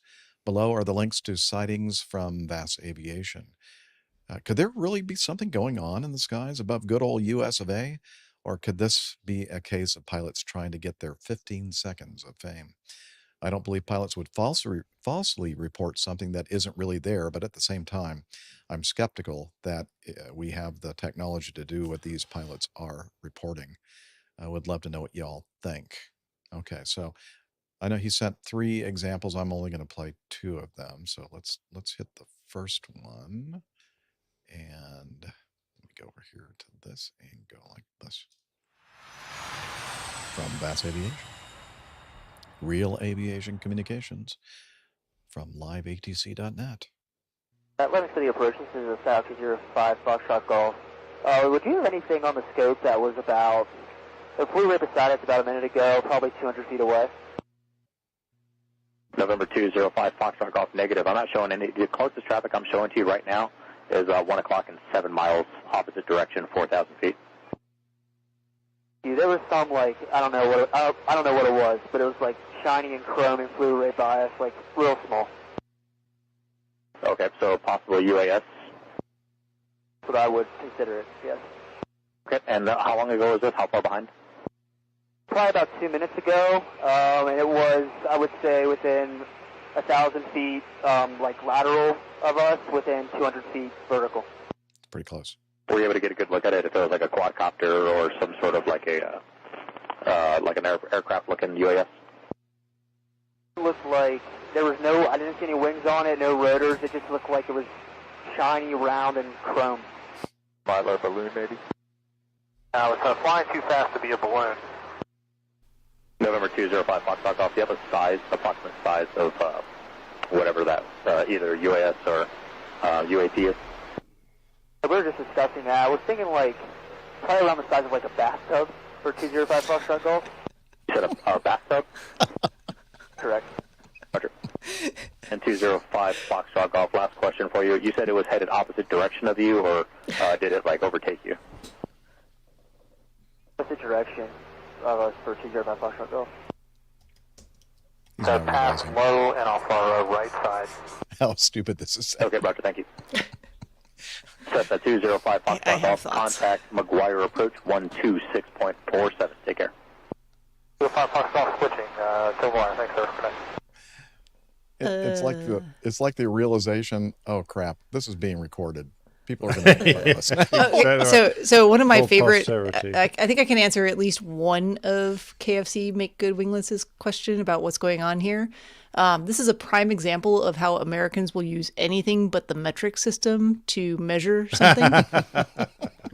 It's the size of a bathtub. Good point. Well, everybody knows mate. what the size of a bathtub. Now, I would have asked, is it like a clawfoot? Clawfoot or like a- bathtub or Yeah. yeah. Yeah. I This guess this sounds very much like a Mylar balloon to me. probably. Just gonna. Yeah. Yeah. Okay. Well, that's not the only instance lately.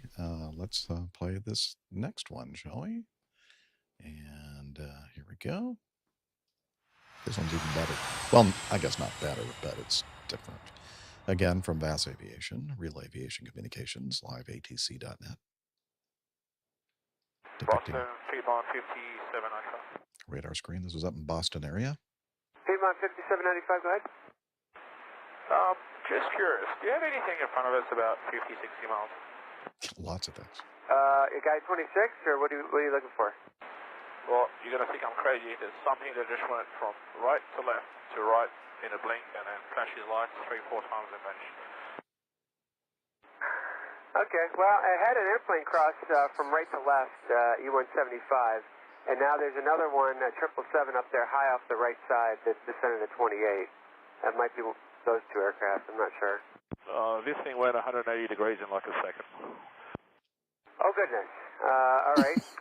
Yeah, let me know if you see it again. We'll make a report. Now, I have to say, I have to interrupt this. What does that accent sound like? That sounds Southern Hemisphere. Yeah. To me. It kind of does to me, too. Mhm. Just, what's going on down there? That's all right, mate. That's, one of them things. Just one of them things. Jazz 898, contact Boston Center on 125.57. 2557, Jazz 898. Have a good night. Yeah. Piedmont 5795, anything else you want to talk about, or are you good? That's great. Didn't know if you wanted to give any more details, or you're good. Well, the details, it literally went from one coast to the other in front of us, and then it went up like 30 degrees, turned off its lights, or whatever it had. It looked like it's a bright orangey thing, and then since we spoke to you last, it flashed us like 3-4 times, and we are still looking at it now. So where is it roughly if I was to give you a traffic call? I would say probably 60, 80 miles in front of us, and it looks like it's coming, I don't know, it's flashing towards us. But it is definitely not an airplane. It doesn't have a strobe lights or anything on it. It's just this bright orange going on and off. So you're saying about 12 o'clock, 60 to 80 miles? About 1 o'clock from our present position, sir. Yeah, there's one target up there. We'll call it 1 o'clock and 35 miles or so. The number you're up at 37, but yeah, we've got nothing else in front of you. Yep, this definitely wasn't an airplane. Piedmont 5795, thank you. Contact Boston Center 12737. We'll pass it along. Okay. 12737. Thanks, sir. Have a good night. Piedmont 5795, you guys still seeing a strobe light out in front of you? Roger, it started out at your altitude, then went up to 50? It started out level at your altitude, and then it went up to like 50,000? Right. Piedmont 5795, you said it's at your 1 o'clock and up about 50,000? Target 2689, at your 12 to 1 o'clock, have you seen an orange strobe light out there, maybe 20,000 feet above you or so? We're looking. And what position would it be from where we're at? An aircraft a little bit further south, said it was at their 1 o'clock, and it was at their altitude, then went up to about 55,000 feet. It was an orange strobe light going on and off. We're looking. And that was 20,000 feet above us? Yeah, they was started at their altitude. They were down around level 280, and then it went up, they said, about 55,000. Well, American 2689. Disappointingly, we do not see an orange strobe 20,000 feet above us. American 2689, thank you. I think they're looking opposite directions. Okay. I thought there maybe it was the third video that he sent talking about the object that was like, it was another strange shaped object that you normally would not see flying. But yeah. Yeah, so, the third I one Hall says something Boxes about like says what was the shape. Yeah. After 12 hours of cruising, I wouldn't be complaining to ATC if something came by and flashed me. Yeah. Very good. Interesting. Word choices. I don't know. The answer right now to UKFC is I have no idea what was going on, but I think that we could probably point to that phenomenon that we talked about a couple of episodes ago. Yeah, satellites, Starlink, there are so many new satellites there, especially in low Earth orbit, that are maybe responsible for these weird looking things in the sky. That first one, I don't think that was during nighttime operations. That was during the day, the one near Atlantic City. But this last one was at night. And so I think that's likely what's happening there in this case. But I don't know. You care to put your commentary in, Captain Nick, regarding this? Well, yeah. Trouble is, without any real reference in a dark night, it's very hard to actually locate something. I would be very surprised if you could see any lights at 80 miles. Oh, you might be able to, yeah, but that's a pretty long way away. So not sure about that. I mean, these have been put down to reflections of your own instrument lights or cockpit lights in the windows being refracted through the different layers and, appearing to be outside. There are plenty of planets and spacecraft, satellites out there that could be interpreted the wrong way, and it could be just a floater in your damned eyeball. I don't know. Although I'm not quite sure how you get one of those illuminated, but there you go. I mean, even your glasses, you can get particularly rimless ones, you can get a light coming in the side that bounces around and appears to be in front of you. But if you're on a flight crew and you're both looking at it, then that probably wouldn't be the answer. You could be sharing the glasses. Are you using the same pair of glasses? Here, put my glasses on it. Here, you see if you can see this. You can only see them through these glasses. That's the only way this works. Exactly right. I mean, many of them will never be explained. How they come up with the exact, 55,000. I mean, where do you come up with that? I mean, how in the world? No, the distances and the altitude sound suspect to me. Like Nick said, I don't know how accurately you can determine any of that at night. I look at TCAS, and I see an airplane out there, and then I look at TCAS and I go, well, that's not the airplane, because that airplane's definitely not 5,000 feet above me. And then sure enough, it is. It's like, I can't figure out. I look at cloud, layers and that kind of thing. I go, okay, go ahead and ask them for a descent. We're going to try to get under this layer. And all I do is end up flying right into the top of the darn layer. I mean, I'm terrible at this estimating heights. Yeah, I never saw anything that looked like nothing like a bathtub, but I will say I've seen yeah, exactly. I've seen Mylar balloons on several occasions that have been relatively close to, and especially if you're in a smaller airplane, they look relatively large because typically you're not, you don't notice them until they're very close, and then they seem to go past you very quickly, and you go, "Ooh, what was that?" Mm-hmm. They're round, shiny, silver. So I've certainly seen a blue go past the flight deck, and you're right, it had to have been quite close to us because it was whistling along, and it's very hard to appreciate because usually when you're looking outside the flight deck, the world is moving very slowly around you, and it's sometimes hard to remember that you're actually doing several hundred knots and that something close to you is actually going to be passed in the blink of an eye. Mm-hmm. Yep. Yeah. Even at 100 knots, they go by really fast too, if they're, relatively stationary in space. Yeah. Or if they're moving. Could be aliens just direction. messing with us. Yeah, those aliens, man, they're just having such a good time. They're laughing their heads off. I know.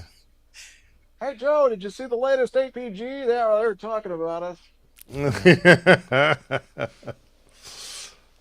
Hall Boxes says, cruising eastbound, we regularly see something that looks like it's in a holding pattern, but significantly higher. Haven't figured out what it is. I've seen it over deserts and oceans. Yeah. But I don't know. Yeah, that's you strong need to lay off stuff. the whiskey. 85 proof on that bottle. Yeah, that probably adds to it. Don't suck on that toe anymore. I feel like You I missed missed that, something. Steph. Yeah, I missed some things, and I don't want to know. We'll just keep moving on. Yeah, you do. Sucking the gangrenous toe. I'm not at work. I'm not at work anymore. No, I'm not at work anymore. It's a Yukon, Dawson City Canadian thing. Okay. Yeah. All right, let's move on with this one. Thank you, KFC, though, for throwing that in the mix. Hi, APG crew. This is from Les. Iowa truck driver Les here. Last week's discussion of oxygen masks, microphones, speakers in the instrument panel, and decompression reminded me of my son's experience several years ago. He started his professional career path with Cardinal Points Airlines, an owned subsidiary of Acme. He flew CRJs and Embraers, starting as a low-time FO, went to captain, line check airman, and even got qualified as the in-cockpit FAA examiner/observer, complete with a nice gold badge and ID. I mean, that's the best part of it, isn't it? You know, the nice gold badge and ID. Anyway, on this day in history, he was assigned a brand spanking new FO to run through the IOE paces, initial operating experience is what IOE stands for. This very first flight originated in Salt Lake City with a quick, easy hop to Denver. My son had the new FO work as pilot flying. The takeoff was performed satisfactorily, and the climb to cruising altitude was uneventful. Then came the warning bells and whistles of cabin decompression alerts. Both my son and his new charge took off their headsets, donned their air masks, and checked with cabin crew. The cabin's masks had dropped. Passengers were safe, and all was well as they headed to Denver. My son was suspicious that the alert was a bad sensor, as his ears didn't pop. Yeah, that's a good clue right there. Upon landing and passenger deplaning completed, the purser asked to speak to my son privately. Stepping into the jetway, the purser advised, you realize when the speakers come on, the first 4 or 5 rows of passengers can hear your conversations. My son was skeptical until the purser advised, I was watching the passengers, making certain they were putting on their masks when you told the FO to, quote, get this effing plane on the ground now. The looks on the first few rows of passengers confirmed that they heard every word. Turns out the warning was indeed due to a faulty sensor. Keep up the great work, crew. We love you all. Trucker Les from Sheffield, Iowa. And that effing plane was a Messerschmitt. Wow, that's you know. Go ahead, Nick. No, I was going to say, yeah, absolutely. You don't think about that really, but you know, you could hear all the alerts and warnings going off on an approach because there's plenty of noise coming out the speakers there. And it was always quite interesting to watch the reactions of the passengers if you were in the cabin, as you could hear all the height call-outs and all that kind of stuff, and all the bleeps and blurps that go when you take the autopilot out. And, you know, there were some people who used to get quite alarmed at that. I also noticed in the past, like I'm going back into the forward galley, fixing a drink or not a drink, not an alcoholic drink, but fixing another like martini. I'm back to calming my nerves. What was that stuff called, Liz? The Jinsky, the Windjiski. That's what I was fixing. Windjiski, yeah. But anyway, the point of it is that I could hear the people up in the cockpit speaking I could almost understand every single word they were saying very, very clearly. And I'm thinking, wow, I did not realize that our conversation was so easily heard. And then I started to think about all the conversations that I'm thinking that, you know, we're in some kind of like a cone of silence, like on Get Smart, where nobody could hear. what we're saying up there, but turns out that, you can probably hear everything we're saying for several rows back. So I kind of thought to myself, note to self, think about what you're saying. Mazus, Kareem says, have you ever accidentally transmitted to the cabin? Never. Professionals would never do such a thing. Have that happen to them. I mean, I can count the times on more than two I'll hold up hands. fingers for you here. Like all my fingers and more. Yeah. Yes. I haven't done that. I haven't transmitted to the cabin, but I've actually transmitted my PA that I was trying to send to the cabin over the airwaves To ATC. before. I've done that too. Yep. Yeah. I've done all of it. I did not talk about my Navy career and how many traps I had on and how lucky the passengers were to have you as their captain. Yeah, No, I have to I do a didn't lot do of switching back and forth between our CTAF frequency and approach, and sometimes those calls go out on the wrong frequencies. Yeah, it's easy done. Occasionally, Yeah. I remember relatively recently. I don't know if it was I think it was one of our 717s. We were flying into Gainesville, and we landed, and the flight attendant said something like, "Yeah, that was really funny. I mean, the passengers really laughed." And I'm thinking, like, what are you talking about? And he goes, "Oh, when you were on the PA singing." And I think I was with Brent, and I don't know what I was singing. If I was singing like, you can always go around, or if I was, I remember there was something that we would do. Something would happen, and we would just automatically come up with like this little. I can't remember what it is now. It's been such a long time, but it's like a little sing-song thing that we both do, and I'm thinking, well, I didn't have the PA selected. How would they have heard that on the PA? And then I noticed that something else weird had happened with this particular tail number and interphone panel, where occasionally, even if you didn't have it selected on the interphone, it would go over the PA, and it would not go out over the radio frequency, and then the air traffic control would like ask us again for us to acknowledge something some instruction they had given us. I'm thinking, well, I clearly said that to them. Anyway, so it was just a messed up interphone panel that I warned the next crew that was flying it back up to Atlanta. I said, just be careful with that panel. I don't know what's going on with it, but there are times when it'll transmit instead of over the radio, it'll transmit over the PA. But it was definitely not user error for sure. I have made the mistake before of selecting the wrong thing, but in this case, it just did it on its own. So I thought that was kind of odd. Is the aliens? But people thought it UFOs. was whatever I was doing or saying was funny. So at least I didn't get in trouble for it. It wasn't a Captain Nick song? No, that would have been it was not one of those. really Then funny. I would have had to go and visit the chief pilot, explain myself. It's a good thing I can't remember any of those types of lyrics, or any lyrics at all, actually. Oh, I'll make sure I teach you some over the weekend. No. That's okay. You could do it, but I'm not going to remember any of them. I'll laugh, but I will not most likely remember any of them. I really wish I could remember what we used to do, but it was just like with iHall Boxes says, have you ever inadvertently airdropped pictures to a passenger instead of your colleague? No, because I hardly ever use airdrop. Yeah, naked pictures. I'm gonna airdrop something to my colleagues right now. iHall Boxes. Are you? Well, I'm gonna text it 'cause we're not close enough for airdrop. But... Oh, okay. Be careful, Steph. Make sure you airdrop it to the right people. All right. Very good. That was a good story. Thank you, Les. And his son is flying for Acme Air now. I think an Airbus guy. On I think the. Okay, Liz.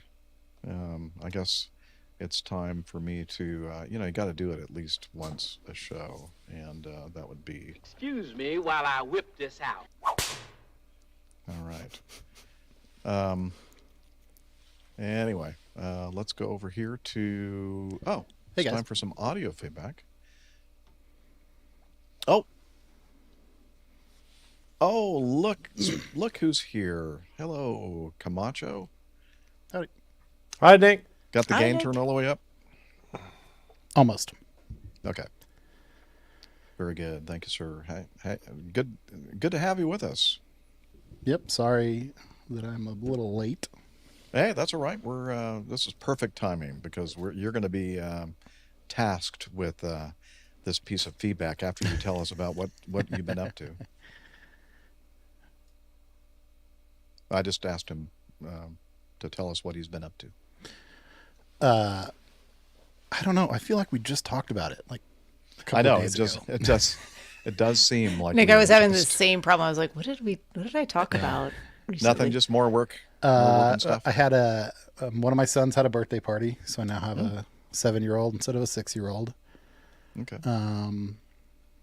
Yeah. Other than that, just chipping away at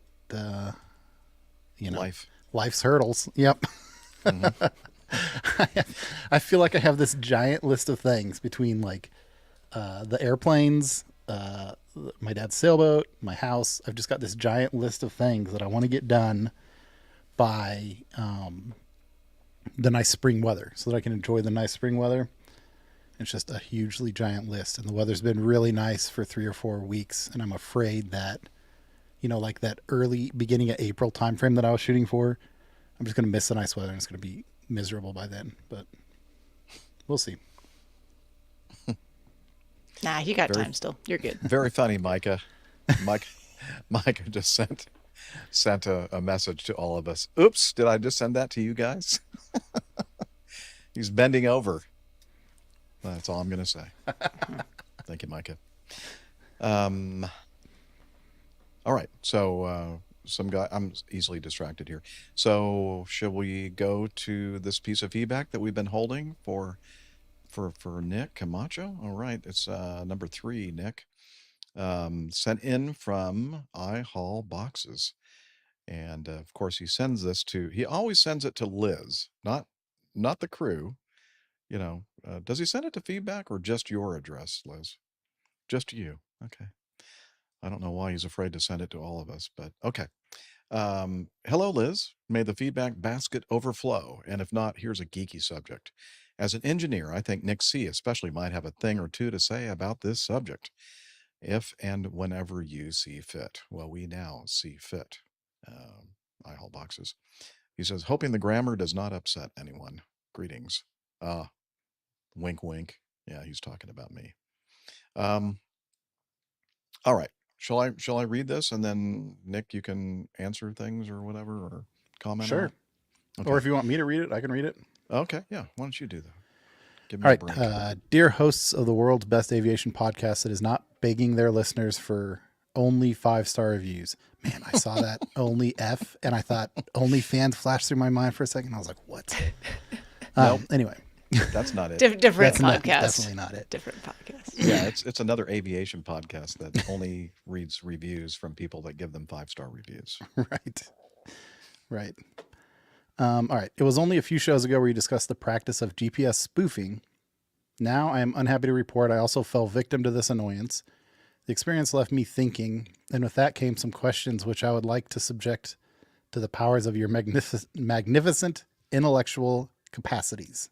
That was a tricky one. Yeah. Although a technical subject, I'll do my best to keep it brief, dot the I's and cross the T's, and use apostrophes as apposite. Yeah, and I thought that was a I don't even know what that means. mistyping. I had to actually look up that word, and that's actually a real word, which is equivalent to like appropriate.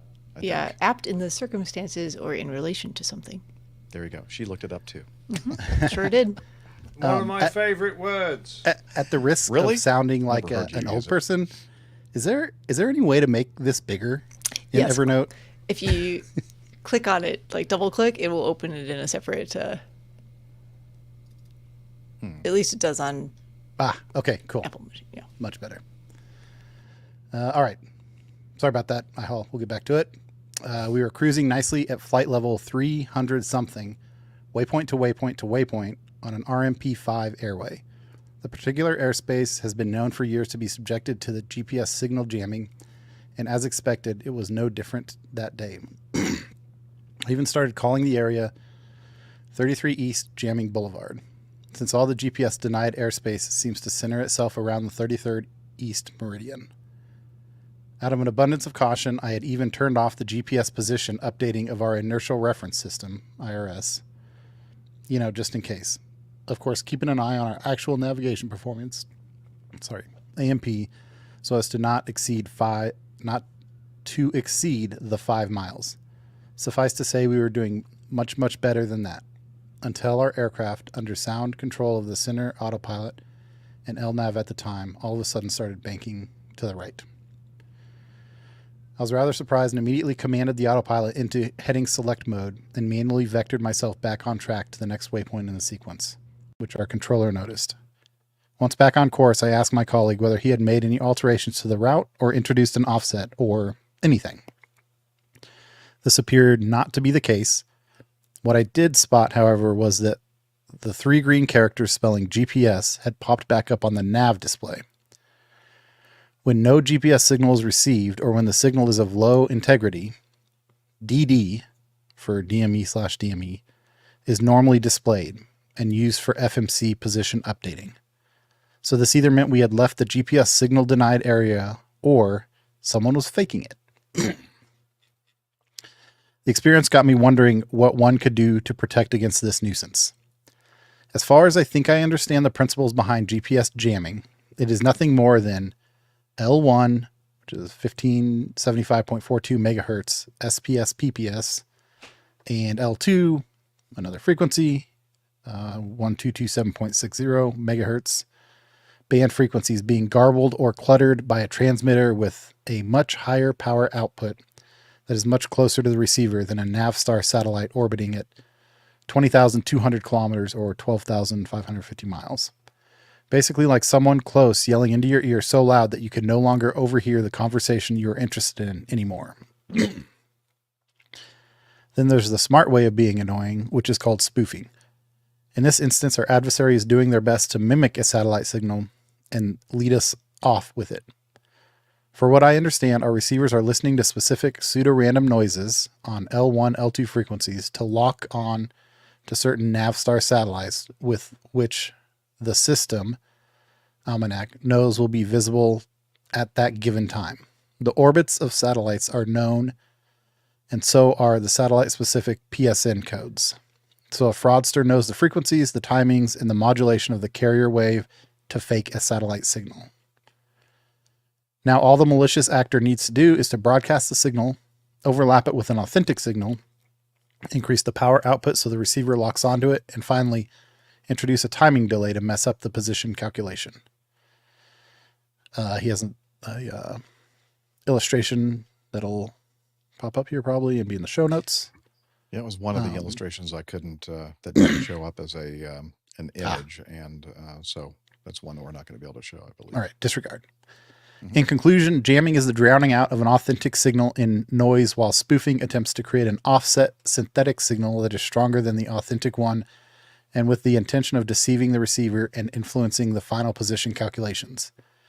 If we narrow the definitions down like this, a few solutions come to mind. As always, the general question is, will the benefits justify the costs? Given the limitations of the publicly available signals and knowing that interference relies on signal strength and location, could a solution prove to be as simple as shielding off the ground signal from the receiver antenna? Most, if not all, jamming and spoofing signals seem to originate from ground-based transmitters. Would something as simple as an RF blocking material or half a Faraday's cage be able to shield a receiver installed on top of the fuselage from the ground-based interference? Sorry, GBAS. Installation of directional antennas, controlled reception pattern antennas, or CRPA, SERPAs, are arrays of antennas of which the elements are separated by a known distance. The different elements will therefore receive the same signal at a slightly different time interval from which the direction of the signal can be calculated. CRPAs can be coupled to a database that contains locations known to be subjected to interference and block out signals originating from those directions. Wouldn't that be CRAPAs? I'm sorry. Could be. Could be. I think SERP is probably more accurate. Tuning a noise gate and comparator. Since Navstar satellites are way up there and the signals they emit need to be generated from the power of a few solar panels, their power output can't really compete with that of a ground-based system. Couldn't we therefore introduce a noise gate that filters out signals that are stronger than what could otherwise be expected from the space segment? Just like HF frequencies, the gate could probably be variable and in accordance with current ionospheric conditions, using different bands and constellations. Why are we still limiting ourselves to GPS while other constellations such as Galileo, GLONASS, Beidou are now up and running on different, harder to interfere with bands? Surely the baddies can't be messing with all bands at once. And question mark. Perhaps there are aspects of GNSS that I do not yet fully understand or even misunderstand. Are you thinking about any low-cost, easy-to-implement solutions? Curious to hear your thoughts and ideas. All the best. Your IHB. It's interesting that he refers to himself as our iHall boxes. Yeah. P.S. He is our iHall boxes. That's true. P.S. On May 1st of 2000, selective availability was abandoned. Thus, in 2025, we'll celebrate 25 years of civil GPS navigation in aviation. Hopefully, we'll have mitigated at least some of the issues we're facing these days so we can navigate in peace for at least a little longer. Until that time, I'll wrap myself a new tinfoil hat. That might be the best thing to do. Really the most sensible solution. Yeah. So what do you think? It was a really well written piece. He made his comment about grammar. I think I inserted more grammar issues than he probably had trying to read it. And I think Captain Nick will have some input on this as well. In terms of, just going right down to his points of, or his solution points, I guess, the bullet point that I'm most familiar with is the installation of directed antennas, that CRPA. I know that's something that is, I don't know if it's in practice or in process, but that is one approach that I know is being looked into. And they, he said it just right, or he explained it very well, I guess I should say. That's basically what it is most airplanes have one antenna, GPS antenna element on the airplane, right? So they're getting a signal to that antenna. So there's no relative component of the signal time frame or the signal strength or direction. And so that those directional antennas, basically what you're doing is you're just adding an array of GPS antennas. And then somewhere in the system, you're doing the math, so that if you have a known distance between the array components, and you have an idea of approximately where the GPS signal is originating from, which is up in orbit somewhere from a satellite. And so there's, as far as I know, there's certain aspects of the geometry that cannot be reproduced from ground-based systems because, you're very far away and you basically end up with this small angle between the elements. And then when a ground-based system tries to spoof it, what the system can do is, back out the math of the timing between the various elements, receiving signals, and say, those signals aren't coming from where we think they should be, which is 12,000 miles that way. They may be coming from, 1,000 miles laterally or something. But basically, like iHall boxes said, they're using the geometry and timing aspects of the signal reception to try to filter out bad actors, so to speak. Tuning a noise gate and comparator. I think almost that be like a reverse noise gate. Right. Because, yeah. Yeah. I think that the challenge there is that, like he said, the power output's very low, right? Like if the power output was abnormally high and we had to work to get to a known state that is more challenging for people on the ground to repeat, that would be one thing, right? But when you're talking about a really low power signal, it would just be a matter of determining the correct inputs to get your signal to emulate that, right? And maybe you can, I don't know, maybe you can introduce some sort of almost like a rolling code to assist in the like scrambling or jamming of that. But in terms of just that concept, I just think it would be challenging because you're essentially you're backing down your capability. You're not trying to stretch your capability to accomplish something. Different bands and constellations, I have no idea on that one. I have zero background in the other. I know GLONASS is the Russian constellation. I know some of the GA equipment that you can get, like the probably a decade ago, the first iteration of like portable GPS receivers for iPads and everything came out, and they got GPS. And I know one of the big selling points of the second generation stuff, like the second generation Bad Elf and the second generation Garmin portable receiver, was that they could receive signals from the GPS constellation and the GLONASS constellation. So that's about the extent of my understanding of the different constellations that are available. And then he didn't mention it in his solutions, and perhaps the reason is because it's just not possible. But what about was it cryptographic, or somehow make it encrypted so that only certain receivers and transmitters have the right just like in texting, there are certain systems that are encrypted end to end, right? But I would imagine maybe that would be just too difficult to implement. I don't know. Yeah, I don't know. I think it would be hard to I think the challenge there would be to maintain the usability for the general public. Yeah, iHaulboxes says that's what military GPS receivers do. Right. Okay. So there's a lot of encryption in military equipment, both in comms and navigation equipment.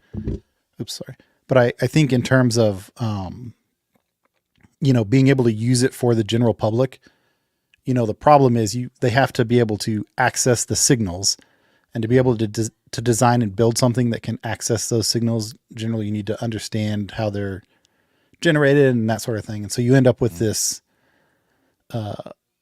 loophole or open loop where somebody has to have that information, right? Like somebody needs to know how to generate those bits of information.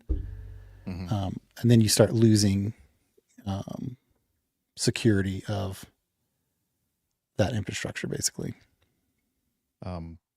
Plane Doc in our audience says the only solution would be a software update by the receiver manufacturer to isolate that specific signal. We encountered a similar issue with our 737 GPS receiver, which would lock onto a Russian satellite, causing system disruptions. A software update to the multi-mode receiver resolved the problem. Okay. But that signal has to be identified. Yeah, it's just like, I guess if it were an easy solution, they would have already fixed this, right? Yeah. I guess.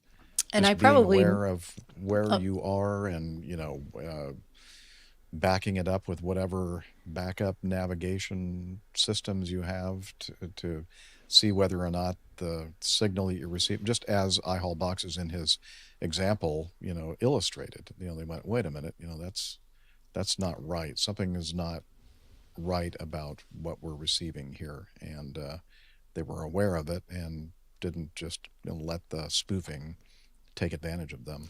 So I probably missed this on the previous episode where this was discussed, but how common of a problem is this? Can you refresh? Oh, pretty memory of that? common. It's pretty Around common? the Middle East right now, it's endemic. Okay. Around, around the Russian borders. North there Africa, are- Yeah. Middle East. Yeah, I saw that on the map Ukraine. there, but yeah, okay. Yeah.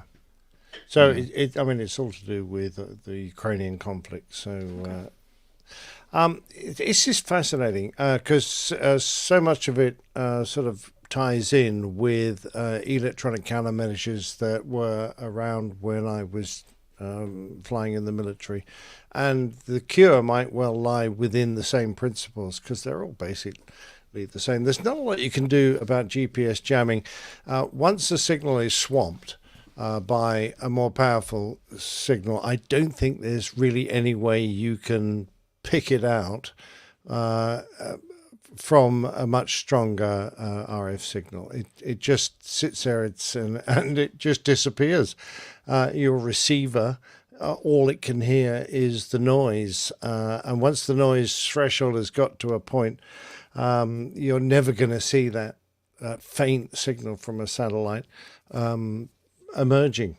So what I like the two ideas of a directional antenna. That is fantastic, but they tend to blow off. Once you get one of those big dishes stuck on top of your airplane, they fly away in the slipstream. But I really would like the idea of using a flat antenna. You don't have to physically move an antenna to make it scan. You can electronically scan your antenna, and that's how flat plane arrays work. You can have a scanner that will move to 60 degrees, and then you can electronically scan another, say, 30 degrees till you get a scanner that goes 90 degrees left and right. Put one front and back, you've got a 360 degree circle around your airplane. All very clever. And Is that what they call a phased array? Yep, exactly right. Okay. And they do it by changing the reception frequencies to electronically bend the beam. Now, we're talking about radar here, but all we need to be able to do is receive it. So, but you can achieve the same effect, I believe. Or you can just have little small domes with conventional aerials, dishes underneath them that will physically track. That is great. And I actually think that the idea of blanking the earth side of your aircraft, so underneath your aerial, you've got an impervious electronic fence that prevents signals from coming up from below. That might well have a significant effect, perhaps a combination of the two, I don't know. Also, when you're talking about spoofing, your fake signal, pitches up and it overcomes the authentic signal until your GPS locks onto it, and then they just march the frequency away, and of course your system tracks the fake signal now because it's more attractive, and you can just pull it off. That was a very common method of breaking a radar's lock. So if we were locked onto an aircraft fired a missile, they would try and steal, say, the speed gate or the angle gate that was tracking them by superimposing a signal that looked like them and was very powerful. It captured the gate, and then they just changed the frequency and it drifted the gate off. Then they dropped it, and all of a sudden your scanner's looking in the wrong place in the sky, brakes lock, missile goes haywire. Lo and behold, you've just failed to kill him. But of course the logic behind that is you need to do it very subtly, because if it moves faster than, say, your airplane can go, you can build logic into your receiver that goes, no, my airplane couldn't possibly move that fast. So I'm going to reject that and go back to where I was and relock onto the original signal. And that's quite simple to do. It requires software, obviously, but no, that's doable. And then you need to have a really clever system that's going to spoof your GPS by dragging it off, and it has to do it very carefully. I mean, feasible, but now it adds a different layer of complexity into this ECM war that you're on. Every time you develop a counter, they make their equipment more sophisticated or attack you a different way, and then you work. But at the moment, it just seems that everyone's putting their fingers in their ears and just saying, "Oh, I'll turn it off." I am a bit worried that method doesn't seem to work on iHull-Box's aircraft, because it obviously got bored with being turned off, said, "I can still see a nice signal, I'm going to turn myself back on again," which you would hope that the system, once you've said, "No, you're off, I don't want to see GPS You're anymore," off and you stay off. would stay off. Exactly right. So I would smack the hand of whoever designed that GPS system and go, "Yeah, it's all very well. You might be trying to just grab satellites whenever you see them. But if I decide the damn thing wants to go off, stay off, please. And I'll turn you on when I'm out of this area of interference." But I do love the logic of iHull-Box's little paper he's written here. It's very good and very well presented. I love it. Yeah. Nice job. All right. Anything else before we move on? Okay. Thank you, iHull-Boxes, for that. Let's do the audio from Paul. So if you'll add that to the stage, Liz, I will go over here like this and get this thing going. Hello, APG crew and APG listeners. This is Paul. I live between Cleveland and Pittsburgh, and I hope to have a meetup in Seattle this coming April 21st through the 23rd. If you want to get a hold of me, please get in touch with the crew for my contact information. In the previous podcast, where I left feedback about the $6 million man, you were being hurried to finish the episode. Unfortunately, you were not able to make any comments about Steve's pilot actions that I spoke about. Well, I guess we'll just let all that go, but it would be very much appreciated if you could answer this question from that feedback. Sorry. After the flight attendant finished the pre-flight safety briefing, was it common for all the passengers to thank the flight attendant for the briefing back in the 70s? Was this a common courtesy thing back then, or was it just made for the show?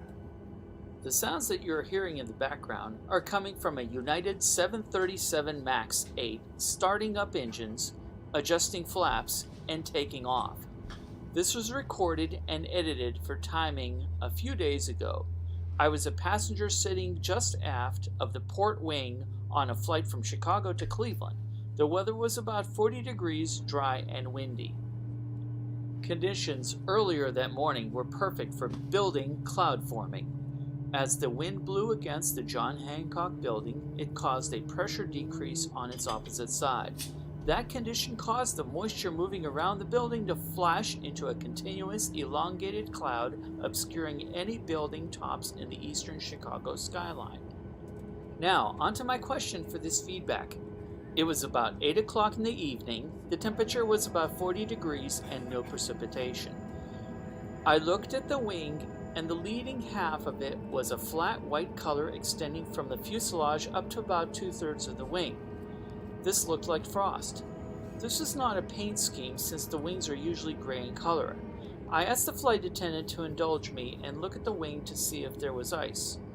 He looked at the wing and went to the flight deck and then came back. Everybody agreed it was ice created by the fueling of the airplane. When you compress fluid such as in a pump, you actually increase the temperature. A lot of fuel storage tanks are underground, so there's no way it's freezing. I've never seen a wing frost up like this unless the conditions were freezing temperatures and some type of precipitation. The captain announced the de-icing, and it would take no more than about 10 minutes. He said the icing on the wings was from something they did in the fueling procedure. Before they de-iced, the area of the wing covered in frost increased to almost its entire length. They de-iced both wings above and underneath before we took off. Does anybody on the show or in the audience have a clue why these wings would have frosted up like this? Alright, that's all I have. I hope we get to meet in Seattle sometime between April 21st and April 23rd. See ya! All right. So, we'll answer the first question first, because the one we forgot to answer last time. We're going to go ahead and make sure we get it done. Thanking the flight attendants for doing their cabin safety announcement in the 70s. You said, well, in the 70s, I really didn't do much flying because I was kind of a kid. I don't remember back then, but Liz said that she did some back in the 70s, and she didn't remember that being a thing. My navigator always used to thank me when I gave him the safety briefing, but really, other than that, yeah. Okay. Well, that's not quite the same thing, but I guess it's associated. Yeah. Yeah. I don't know what really the answer to that, Paul. Were people really that polite in the 70s? I certainly wasn't. I was exactly the same as I am now. Oh, well. I can say at least from like the mid 80s on, that is not a thing that occurred on airplanes. So yeah. So that's the best we can do with that answer. Sorry, Paul. This next one, though, I think we'll do a better job with the icing, or as you put it, or frosting up, the wings frosting up. I think that's actually more accurate. That appears to me, this picture that we're seeing, and will be in the show notes, you can look at it as well. He was taking the picture from I guess it's the left side. I don't know. We don't use port and starboard terminology, or at least I don't. I think the Navy probably still does, but yes, yeah. But the port and the starboard. But I had to actually something about when he seamen. said the port wing, Yeah. I'm thinking, okay, which one is that? Oh, it must be the left wing, because that's what we're looking at here in the picture. And so he's showing this picture of the wing, the top surface of the wing. Now, on the airplane that I used to fly, well, the last couple of airplanes that I've flown, the underside of the wing typically would frost up like that, and that was definitely because of the fuel, cold-soaked fuel in the wing, and we were allowed to have that condition as long as the frost on the underside of the wing didn't exceed 1/8 of an inch. Then as soon as it did exceed it, or if it's on any other part of the wing, like the top part, like this picture, then we would definitely have to be de-iced. And I guess this is exactly what happened here on the 737. They, according to Paul, they did de-ice the wings. That was the response from the crew regarding something that they did in the fueling procedure is kind of vague. I don't know if that meant that they transferred fuel perhaps from a center tank that might have had still very, very cold soaked fuel and moved it into the wings, or I'm not sure. When we had this problem, Jeff, and I'm with you, we only ever had it on the bottom of the wing because that's where the cold soaked fuel sat. We used to pump fuel in quite early in the turnaround so that we'd mix some warmer fuel that was at sort of ground temperature as opposed to minus 60 or wherever we'd just been. And then we would fire up the booster pumps, and that would circulate the fuel through the booster pumps and then back into the wing to stir it all up and even it out. And that would hasten the would there be balloons in this procedure? Yeah, I just saw some like unidentified flying things on your screen. Yeah, UAPs or whatever they're called. Yeah, it looked like a bathtub. But I'm not acknowledging them because I don't believe in aliens. Sorry. Well, we won't say anything about it then. Thank you for that. But as I say, we used to stir it up using the booster pumps to hasten the melting of the frost because you brought the whole tank up to temperature. And I don't know if by doing that they actually couldn't get enough fuel on board to change the temperature enough, so they got frost on the top of the wing as well. I don't know, but I've never seen it on like this, so a clearly defined patch on the top of a wing. It's weird, isn't it? It is. I've never seen it myself, so I'm glad that you said you had experienced this sort of thing. Yeah, and like you, we were allowed to fly with frost on the bottom of the wing, but for us it wasn't so much a depth as we had to be able to see the markings of the wing, you know, the sort of rivets and the boundaries between the plates or the registration through the frost. That was Right. an indication of thickness. On our for us. fuselage, we would sometimes get that kind of frost. We called it hoarfrost. I don't know. Dirty minds. I'm not sure how that's It wasn't spelled, but I Hoarfrost? think it's with an H. It is, Hoar, H-O-A-R, I think, frost. where you could see that it was kind of frosty. It was obscuring a little bit, but you could clearly see the paint, underneath on the fuselage and the rivet marks and all that kind of stuff. So that was okay for us to fly with without having it de-iced or defrosted. Yeah, indeed. But no, it's unusual getting it on top of the wing. I don't know how you get fuel up there or how you get that proportion of the wing to cold soak. I don't know. So if only we knew a 737 pilot who could perhaps shed some light on this, but a quick Google God, there's search. Millions of them. There must be one in the chat room. Chat room. No, just a quick Google search going through a thread about it, and they're talking about it forming on the top of the wing inboard or aft section for the 737. So perhaps that's a place where it's just more susceptible to having the fuel close to the surface. Perhaps it's to do with the layout of the tanks or something. I don't know. The way the tanks are. I don't know. I'm not an expert on that in the 737. No, well, too bad we don't have Colonel Jeff, the good-looking Captain Jeff, with us. He could have. He was flying that particular jet. Well, the only 737 pilot I can think of off the top of my head was Sam. So perhaps he can write in again and give us the lowdown. Well, I'm sure we're going to have the answer at some point, Paul.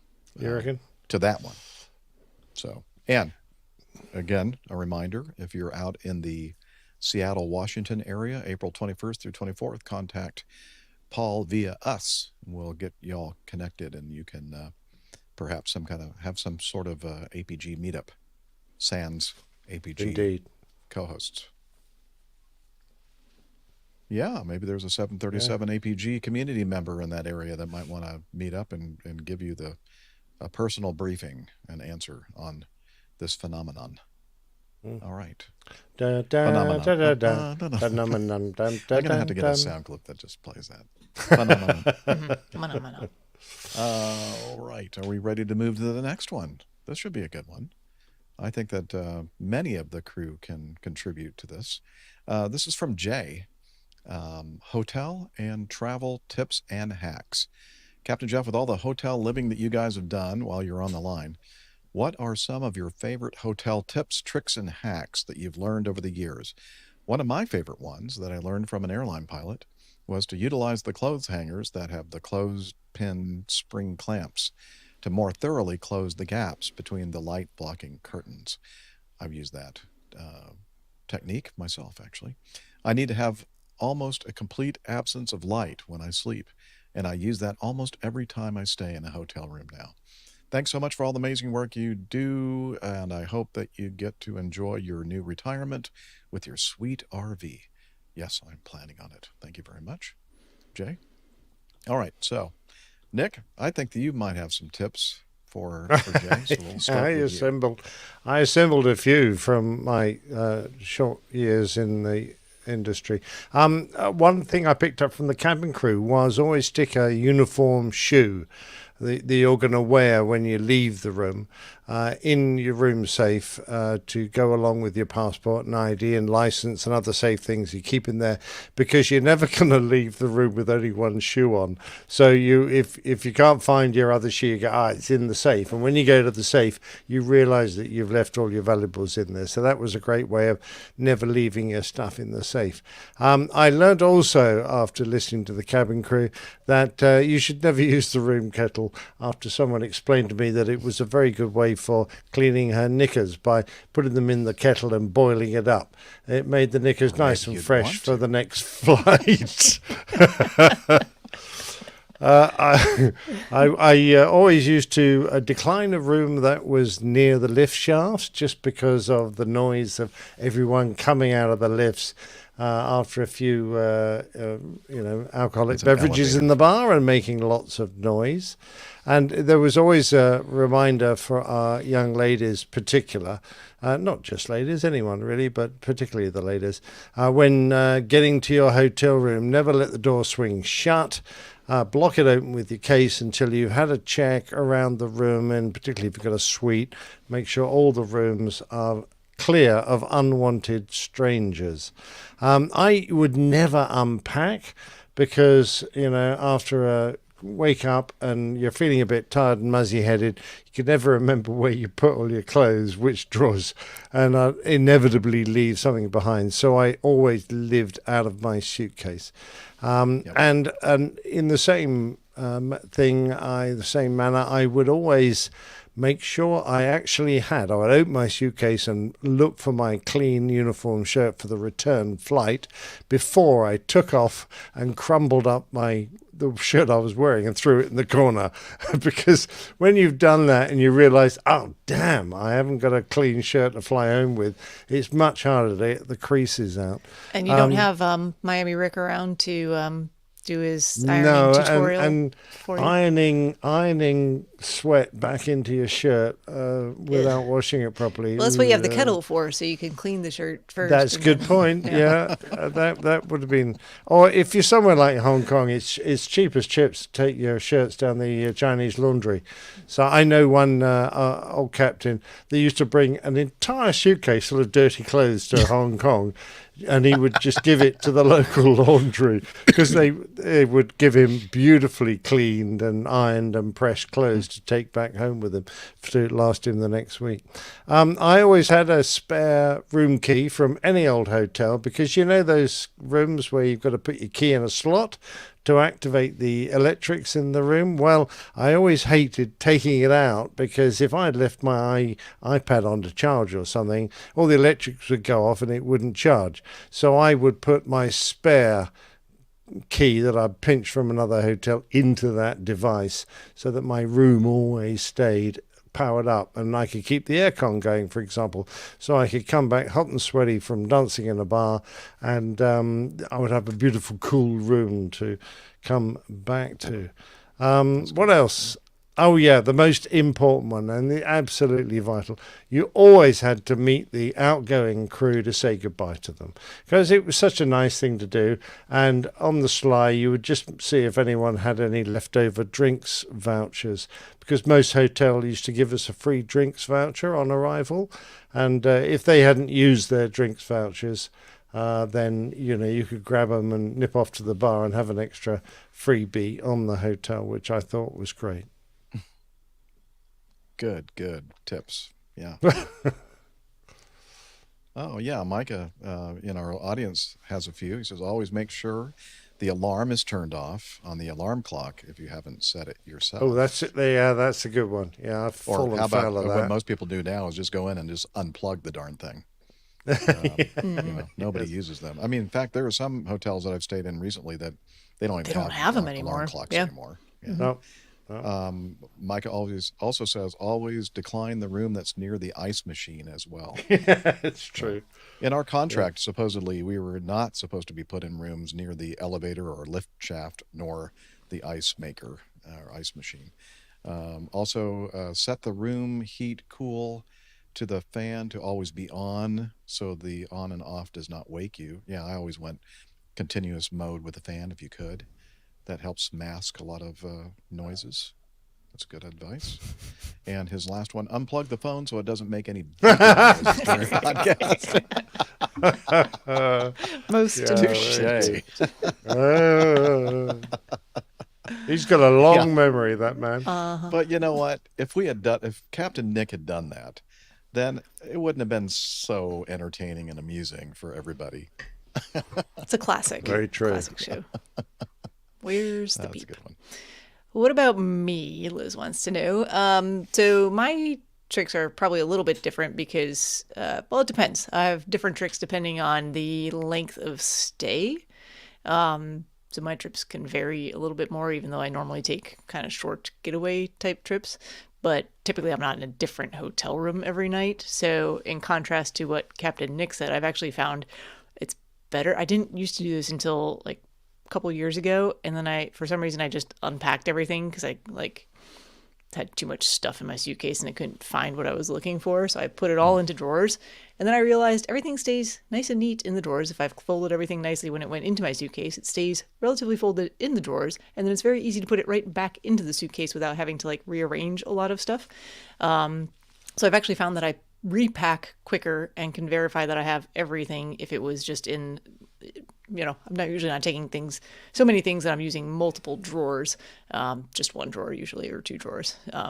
But I do always, before leaving the hotel room, do an entire sweep. So that includes, I'm notorious for leaving my, usually like my razor in the shower. So making sure that I've retrieved that, making sure I've got all my toiletries, making sure that I haven't left anything plugged in, because I'll use all, depending on how the room is set up, sometimes I can't use my big brick that has multiple plugs on the brick, and I have to use different outlets for charging devices, and I'll leave a cord plugged into a wall somewhere and lose that cord. So everything gets checked. I have a very specific method for methodically going through the room to make sure that I have collected all of my belongings and I have not left anything behind in a long time. So whatever you do, do it the same way every single time. Like, have a system and know what your system is, because that's what's gonna help you.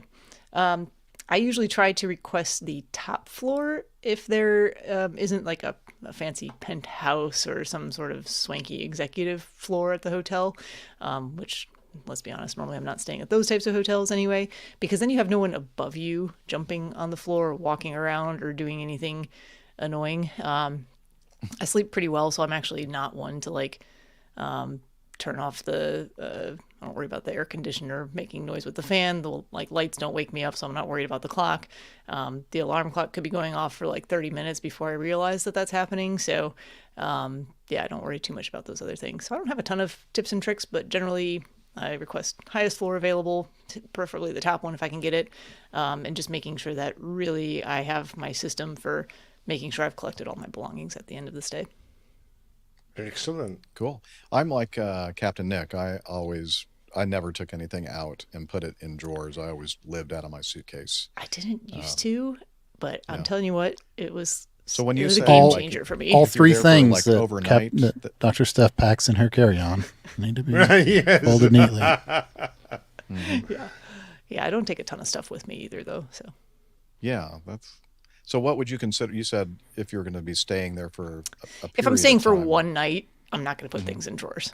Like Okay. that's unnecessary. That's typically my experience. Yeah, it was always just overnight. If I'm changing, if I'm only going to be in the hotel for one night, I don't unpack anything. But typically don't have enough to need unpacking. So. Neil Landwarm asks, is it true that that the families of commercial pilots have no idea what full-size soap looks like? Yes, that's true. Or anyone who stays at hotels regularly, family members who travel for business. This didn't used to be a problem for me until I got a little bit older. But Tim has a good one. Read to see which is the shampoo bottle before taking your glasses off and getting into the shower. Yeah, that's an interesting one. Yes, very good. Especially now with the fact that they don't give you the little individual bottles that you can stick like really close to your eyeball. Right. You have It's they're just all the hung on the ones wall. on the wall of the shower now, and I swear, and they're all like, can't they do a better job of making it more contrasty? It's always like completely blended in with whatever the color of the bottle is. Yeah, just something to make it easier, because I'm thinking like, wow, I can't figure out what is what, and I don't have my glasses on, so it's a mess. I haven't encountered that problem. I'm sorry. Yeah, you will maybe. Maybe. Probably. Point. Yeah. But enjoy it while you can. It wasn't until I was, I think, 46 that I started noticing my eyesight starting to, especially reading distance, kind of going. Yeah. So you have. How about the other so. Nick? We haven't heard from Nick yet. Camacho. I don't really have. I don't really have any tips or tricks. I don't know if it's because I do more stuff. It's not. I don't do more stuff than Dr. Stuff. I don't understand how you can always travel with only a carry-on. So I'm a big proponent of unpacking when I get somewhere, because I have like my stuff for work, my stuff for flying. You if I'm flying somewhere. With a trunk? Huh? Do you travel with a trunk? Basically, yeah. Yeah, one of those big giant things. Yeah, I guess similar to what Steph said about keeping the same routine. A couple of years ago, I got like super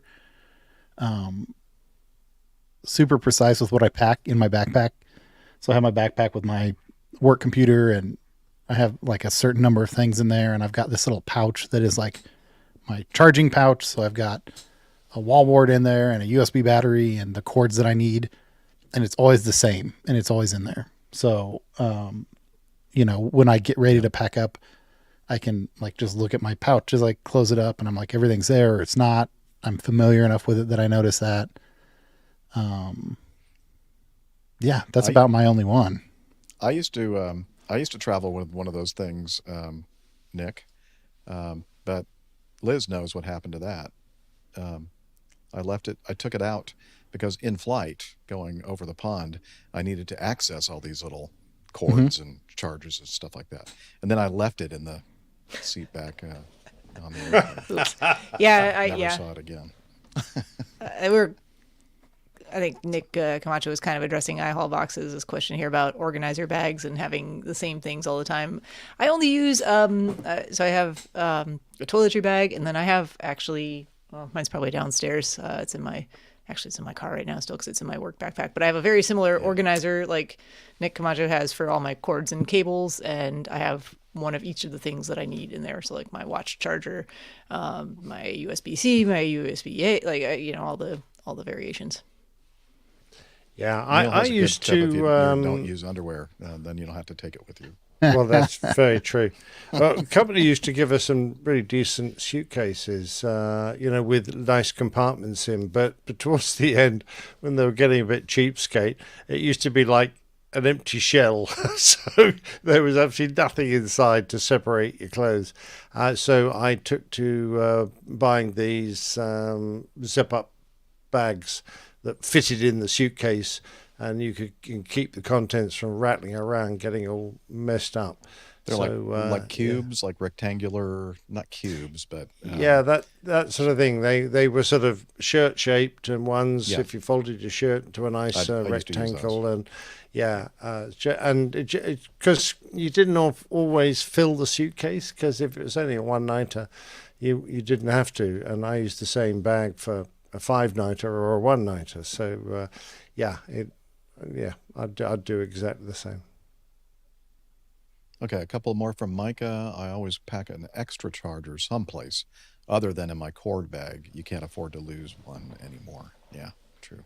Yeah, I always kept one in my inside pocket because I hated having to go back into the overhead bag, the overhead thing, and getting all my stuff out if I wanted to charge my phone on the aircraft. So I try to keep it all in my pockets. Micah always carries a couple of small flashlights because he's been in too many blackouts in hotels, and he needs to save the phone battery. Yeah, I used to. Well, as crew members, we carry torches or flashlights as part of our requirement in our flight bags, so always had those. But the phone is so good at being a flashlight too. Now, I mean, I've even used the iPhone flashlight for walkarounds, and when I've left my flashlight in the cockpit, before I left for my walk around. It might not be quite as bright. Oh, there you go. The watch also is kind of like a flashlight. Not a great one, but it works in a pinch. Yeah. Absolutely. If you're trying to get the key in the door, that's the useful thing. How do you activate the flashlight on your Apple Watch? I use the big orange button on the side. Well, that's because you have that special fancy watch. I don't know. Well, it's very nice. It's a very solid watch. It's it's very good for people who climb mountains. Apparently. Are you climbing mountains these days? All the time. Excellent. Yeah. Excellent. Every time I go to bed, it feels like I've climbed Everest. Oh yeah, great topic. Thank you, Jay. A lot of stimulating conversation. Well, conversation at least. I'm really stimulated, actually. Yes. Yeah. Good. That's good to hear. What did you say, Liz? Okay. Let's see. Let's go to this next one from Corey Cave. Long time, no feedback, he says. Mm-hmm. Hi, APG crew. Corey Cave here, formerly pipeline pilot guy. I'm sorry I haven't sent in feedback in quite some time, but I am back and catching up on all the aviation fun and knowledge that I have loved since beginning my aviation journey. A quick career update. The last time that I sent feedback was an audio recording when I was in Charlotte during my CQ at Piedmont Airlines as a captain, when I grabbed a few beers and barbecue with Dr. Steph. In fact, I think we're showing a pic few from years that ago. meetup Yeah. there in the, it'll be in the show notes as well. Yes, it's been quite a while. So attached photo. Yeah, you two look like little kids. It's been Yeah, such a long that time. was a while back. Since then, a lot has changed as I made the big career step in February 2022 and started at Red, White, and Blue Airlines. Yeah, very Oh, good. okay. Cool. Very cool. That's And brilliant. it's an absolute, that would be BA, right? Because they're red, white, and blue. Yeah, go back to that picture. Do you see his hat there? It's a clue. Yeah, see? There's red, white, Yeah. and blue, but I don't think that's the The one. captain's red, the first officer's white, and they're all blue about their pension. Okay. It's an absolute dream come true, and your podcast has always kept me striving for my ultimate goal of where I am today. Well, we're glad to hear it, and we didn't steer you wrong.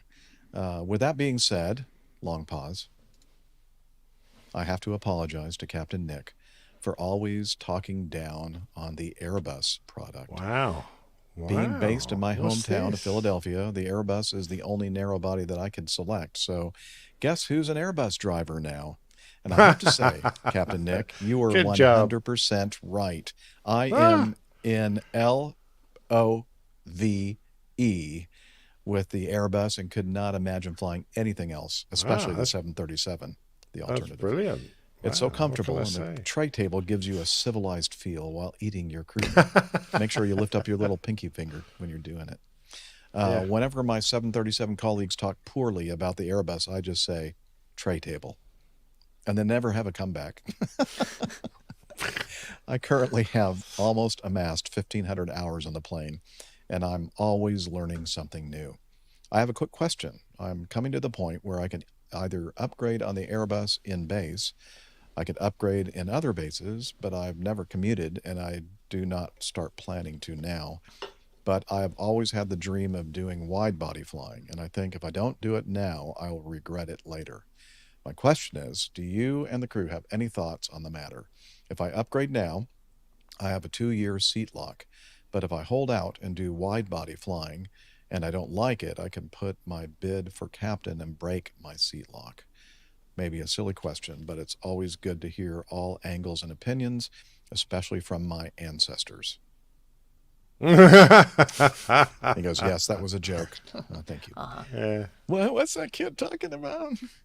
I will be starting to sit in on the live recordings for here on out when I can to give Captain Nick Airbus backup. And next time I'm in CLT, we will have to do a meetup, Dr. Steph. Yes, all indeed. the best, Corey. Well, if you're in Charlotte, Corey, the first weekend in April, make sure you stop by our meetup and you'll get to see all of us. Mm-hmm. Yeah. So, and is he? Do you know if he's here with us today? Maybe he's. I haven't. out there Yeah, I for have now. not seen him in the chat room. Okay. So, what do you have to say to this, Captain Nick? Yeah, I wrote to Corey. It's just so nice to hear from him. So I thought he deserved a personal reply. And I was just so pleased that he'd broken through to the airline of his choice and was doing really well. So I thought that was great. And the only advice I could really offer, because it's a very personal choice, was the advice my father really gave me. And he said, take the first command you ever get offered, because once you've got the fourth stripe, very, very hard to lose it, and you'll always get holdover pay, etc., etc. You're always in a much better position from then on, unless there's something weird in your contract that prevents you from changing type. And I also thought it was a lot easier to do a command course on an aircraft that I was completely familiar with. So, I did my 3 years of first officer on the A340 and then upgraded on that same aircraft. So that was that was great. I think the idea of, and a lot of the Boeing guys had to do this, they had to switch type as well as doing an upgrade because there were no commands being offered on the 7.4 towards the end of its life. All the commands were on the Airbuses, and when their turn came, they were asked, well, you either move to the Airbus and upgrade, or you stay where you are and don't get your captaincy until it comes around on the 7.4, which may be a long time. So a lot of them came across, and you could tell how hard it was converting to a completely new type and assimilating and passing all the requirements you need to get your fourth strike, to get your command. So take the pressure off as much as possible when you come to do your command, and I would recommend you do it on the type you're familiar with, even if that means hanging on to that airplane for a couple of years. That's not a huge problem. I think if you've got a whole career to do in this beautiful airline you're in, once you've got your command and you've got your seniority number and everything's set, a couple of years of perhaps slightly less pay on a narrow body before you get onto the wide bodies would be great. And I think once you get onto long haul flying, you'll love it. I really do. And the fact that everyone wants to strive to get to there usually. There are, of course, the odd weird exception. Captain Jeff is excused. But some people just prefer the lifestyle on narrow body. But it sounds like you're willing to give wide body a go and do that long haul stuff. So I got a big kick out of long haul. I really enjoy going around the world and seeing it. But so that would be my advice. Get your command and then perhaps move to your wide-bodied aircraft in a couple of years. Well, I'm going to give you contrary advice. Good for you. and I used, before I flew the wide bodies and the long haul stuff, I thought I would have agreed 100% with Captain Nick. However, by flying first officer, in my case, the L-1011 TriStar, the Hawaiian trips, which were long haul, I didn't realize how much that kind of flying would affect me and my brain, and being in a fog from the things that, the interruption to my circadian rhythm and all that kind of stuff. Now, in this case, in my case, I have the ability to fly domestic system or international, or some of our categories are a little blend of both.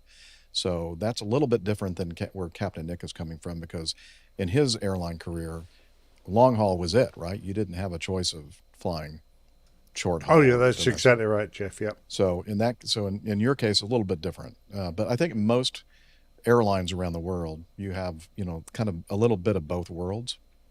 And so when as a first officer, I was maybe 39, 40 years old, that time in my life when I was doing the long haul stuff. And with my own personal experience of it, I'm thinking, maybe this is not what I want to be doing when I'm a captain, because I want to make sure that I'm thinking clearly, and the long haul stuff's fun. And some of those, those destinations overseas, and the stuff that you used to, or you studied, in history, and then actually going to see it yourself in person is just amazing. It's just such an exciting thing. But I just realized that I didn't want to do that as a captain. So this is what I would say. I would say, and this is what I recommend, give advice to all the people that ask me at my airline. Do it while you're young. Do the wide body flying, be a first officer on it, see if that's something you really like and it agrees with your body, and maybe you'll be like, the other half or more people that don't get messed up by the interruption to circadian rhythm and all that kind of stuff. And, maybe that'll be a perfect world for you. And then you can stay in that world, or you can always make a trip back to the domestic world, check out as a captain, and get a few years of command under your belt until you have the decent seniority to do the same thing on the wide body fleet.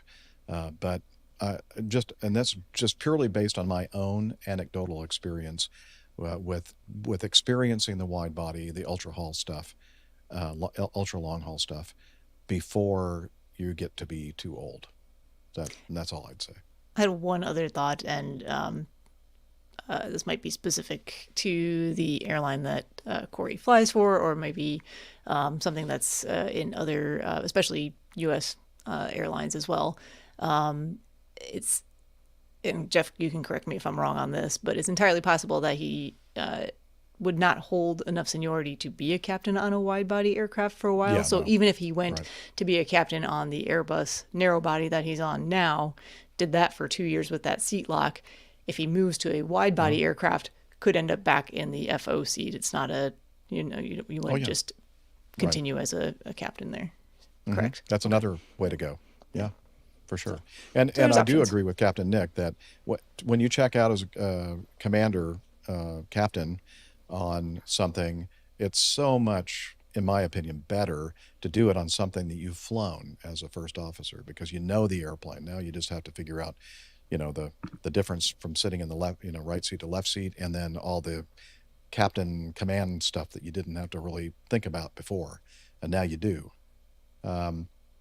So I think that, I think that there would be a way to actually do, because it really depends on how things are moving as well in the system. And it seems like right now things are moving pretty quickly, and you're still a young man, and you could check out as a captain on something like that narrow body Airbus, and then do that for a year or two, and then switch over to, as Steph said, switch over to the wide body world, do that as a first officer for a while until you have reasonable seniority on the wide body fleet to be a captain on it. Yeah, so that's a way to go too. There's so many different ways to work this whole thing, and it really depends on the individual too. Let's see, iHall Boxes says the worst these days is an abbreviated type rating plus a command course. Yeah, I myself knew that my career path should follow the one that Captain Nick just illustrated or suggested, and that is I want to check out on an airplane that I've flown before. And at the time, I'd only flown the 727 and the L-1011. Well, I was not going to be checking out as a captain on an L-1011. I don't think I'd ever had the seniority to do that before they retired the fleet. The only thing that I could fly, the only thing I had flown other than the L-1011 was the 727. So when I had the opportunity to get a captain bid on the 72, I thought I need to take advantage of, even though they had just announced that they were announced the retirement schedule on the 727 fleet. I knew that even though I'd probably get the bid to captain on it, go to training, maybe fly it for a little while, I knew it wasn't going to be a very long time because it was being, retired. The fleet was being retired. And I got almost 2 years, I think, of flying as a captain on it. And I probably would have been on for even longer had it not been for this thing called 9/11. And I was a captain on it at that time. So I was the second group of captains that was displaced off of the 727 platform. So, yeah, there's a lot to be said about that sage advice that Captain Nick gave about checking out on the airplane that you have some experience with. That's for sure. Tim Van Ram says, I'm entering a new phase in my career, now onto short haul RVing. Yeah, absolutely. And could we have some rosemary and thyme advice as well as the sage, please? Well, I don't know. Camacho, do you have any rosemary or thyme advice? Nope. No? Nothing over here. How about you, Steph? You're wearing kind of a... No, it's not really sage. That's I gave my sage advice. Well, Well, my I know, but I advice thought is... maybe you might have some thyme and rosemary. Oh, other thyme than and the rosemary. sage advice. So I think Corey's got thyme to make. Oh, very good. Very good. And he needs to find his rosemary. His age. And I agree with actually one of the very first things that Captain Nick said. This is a personal decision. There's no right or wrong answer here. It's whatever you ultimately decide is going to be best for you. And I know people that as soon as they got a taste of wide body, long haul world, they were like, I am never going back to the domestic flying ever again. It's like it's a different airline. And they're right. In a lot of ways, it's just, everything's different over there in the international world. Things are a lot slower, more deliberate. longer flights, fewer flights. So, but that also has its own issues, like currency indeed. and that kind of thing. Yeah. So there are other, you just have to. I think you have to experience eventually just to kind of get a taste of it to see if that's something you really want to do. And that's good. That's also good advice. Well done. All right. Okay. Well, let's do some short ones then. Let's do number 12. Sam Dawson. What do airline pilots do? In episode 609, Jeff mentioned his daughter thinking he did ballet at work. Yeah. Drink coffee and do ballet is what my oldest son thought I did. My son has a very different impression of what he thinks an airline pilot does. After graduating from West Point, my son had a few months of leave before he had to report to his first assignment as a lieutenant. He decided to take all the graduation money he received from aunts and uncles and go on a European adventure using his non-rev privileges. Non-rev, short for non-revenue, is a benefit airline employees, their spouses, and children get. If seats are available on a flight, they can fly standby either for free or at a very reduced rate. Some airlines even have agreements with other airlines. For the first leg of his trip, my son decided to join me on a flight to Edinburgh. We had a great day walking around the city. We then hiked over Arthur's Seat to one of the oldest pubs in the world, the Sheep's Hide? Heed? Okay. It means head, yes. But okay, I would have said sheep's head, but okay. The sheep's head. H-E-I-D. To have some beer and pub food. I flew back to the next day while my son stayed on in Scotland. He stayed in youth hostels, better than an army tent in the woods, he said. He also learned that, as Captain Nick once said, haggis is good for skeet shooting, not for eating. I like haggis. Liz likes haggis. If you get a good quality haggis, it can be very tasty. Okay. What if you dip it in chocolate? I think I've heard it's pretty good. I would not. I'm just kidding. Now, duck's breast is very good in chocolate, but... okay. A few days later, I had a trip to London, so my son caught a BA flight to London. We went to Gordon's Wine Bar, then a great Indian restaurant for food. Oh, and beer, of course. Again, my son stayed on in London when I flew back the next day. Next, I was able to swap into a trip to Nice, France. My son was able to grab an Air France flight to Nice, where we once again met up. We hiked up the Nietzsche, is that right, trail? Nietzsche? Don't know that one. To the medieval town of, I think he's a philosopher, medieval town of E-Z-E, I'm not sure. Aze, okay, where we had some great food while watching the sun set over the French Riviera. Oh, and drank some beer. I'm seeing a common thread here. I flew back with my son, I flew back while my son bummed around the French Riviera and managed to win a little money in Monaco. Good Lord. And helping fund an extension to his adventure by a day or two.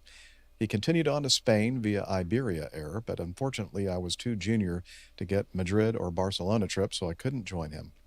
When his money was about gone, he caught a flight home, hopped the Metro North train up the Hudson Valley, then the ferry across the Hudson River, walked up the hill to our house, and in the door with about $15 left.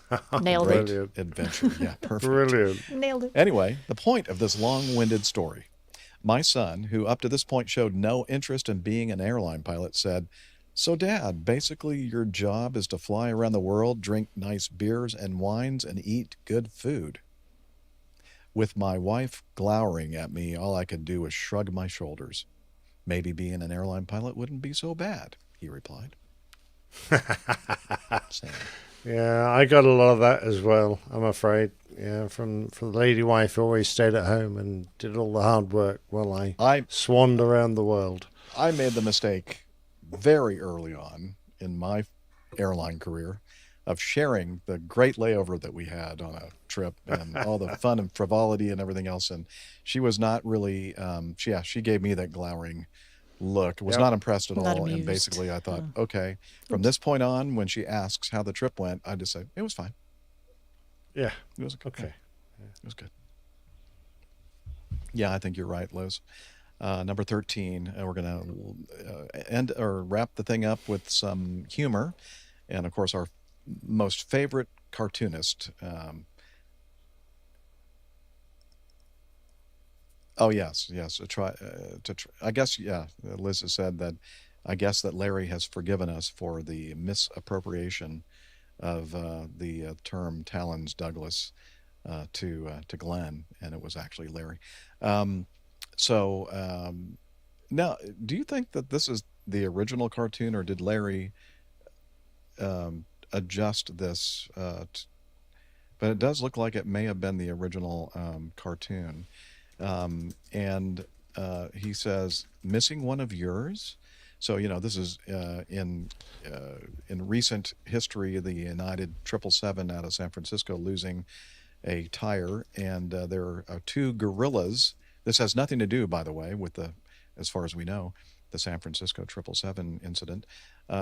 In the jungle somewhere, a couple of gorillas, very large gorillas, sitting on a very large tire, and on the sidewall of said tire, it says Acme Airlines.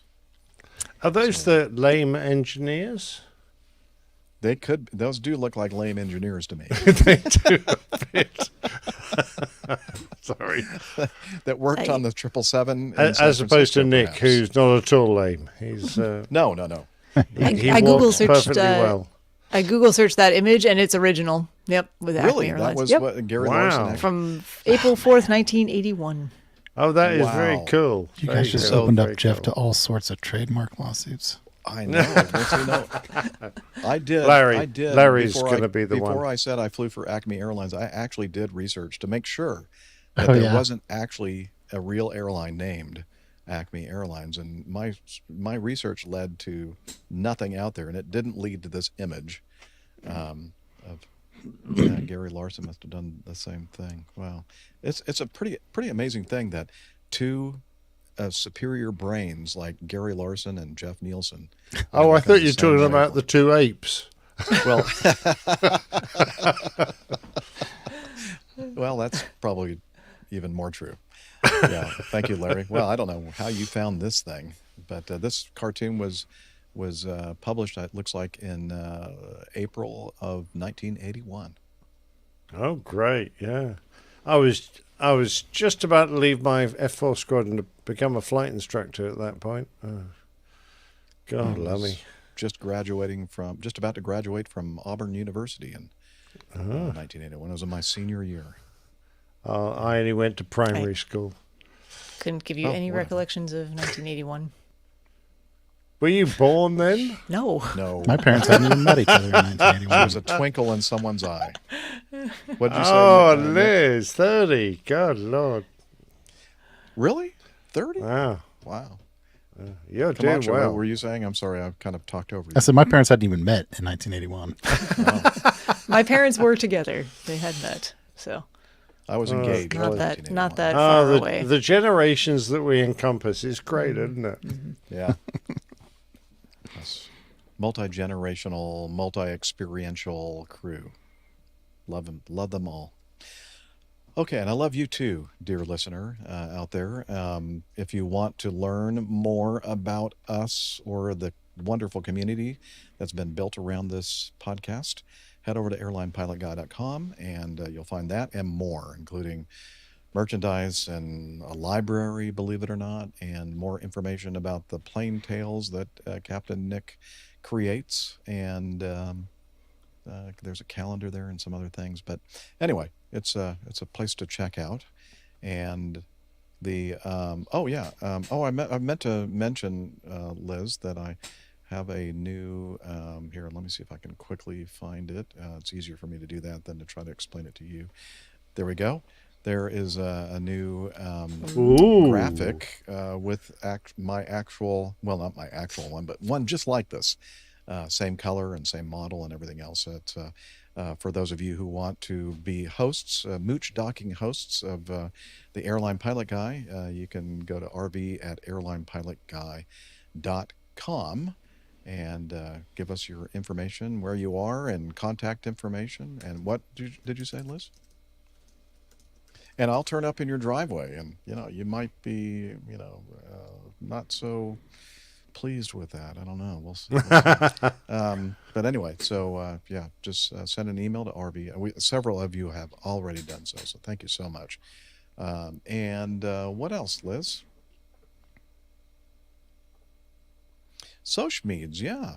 Let's see. So, Steph, you do it so well, so we're going to let you do that. Tell us about social media. I just think no one else really wants to talk about the social Well, medias. that's true, too. So I'm happy to do so. Okay, good. It's an easy enough job. If you're on the social medias, please head over to Facebook. That's facebook.com/airlinepilotguy. You can also head over to X, where you're at APG Crew, and find our individual information pinned to the top of that page if you so desire. If you want to see Captain Nick's ever more elaborate show art week by week, please head over to Instagram. We are APG Crew there as well. If you want the full APG experience, the deep dive, the community connections, that is on Slack, but I should also mention you can find us on YouTube, youtube.com/airlinepilotguy. That's a new one that got thrown in there on me. Right now. Didn't know that was going to be there. Yeah, it's something with a little thing that we just throw at you, a little twist. I missed that in the brief apparently. But I'm sure that I gave Hillel some sufficient heads up time there to brief us on Slack. We'll see. Oh yeah. I hear him right now. Hey, Hillel, can you tell us about Slack? Okay, but I'm dripping wet. Okay, that's all right. Come on over here, as always. Well, okay. Next time, please wear a towel, if you don't mind. All right, tell us about Slack. APG listeners, please join us on our Slack team. Slack is a communication, coordination, and sharing platform that works on your mobile, laptop, or browser. On Slack, we share news and ideas. We suggest episode and Plain Tales topics. We plan events and meetups. To get into the Slack team, please email me at slack@airlinepilotguy.com. That's SLACK, Sierra Lima Alpha Charlie Kilo @airlinepilotguy.com. Or send me a tweet with your preferred email address to @Hillel, and I'll send you an invitation. That's Hillel, spelled Hotel India 11 Echo 1, and see you in Slack. Thanks, Hillel. Jeff. What? I don't understand it. How can we be out of conditioner again? I like to use a lot of conditioner.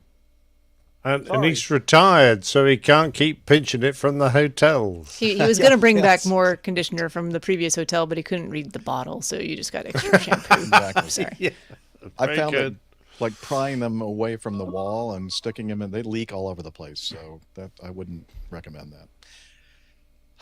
Okay. And, look at that. Liz has joined us. Thank you so much, Liz, for all the work that you do behind the scenes. problem. Well done, Liz. And, Brilliant job again. I love you and all the work that you do. You're awesome. My pleasure. And you in that live audience that we have are awesome people too. Thank you so much for hanging with us and being such an important part, significant part of our show, especially when we record live.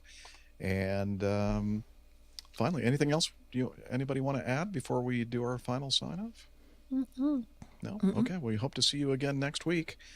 And until then, wishing you clear skies, unlimited visibility, and tailwinds. Take care, and God bless. Cheers, y'all. Bye, everybody. Thanks for joining us. See you next time. Ta-da! Yeah. Yay. Alrighty. That was great. Another show's wraps. Brilliant. So glad Steffi and Nick could join us in progress. Yeah, there. it's so nice to have we were like tardy. a full crew, Yeah. almost. Mhm. Yeah. Turn off your recorder there, Jeff.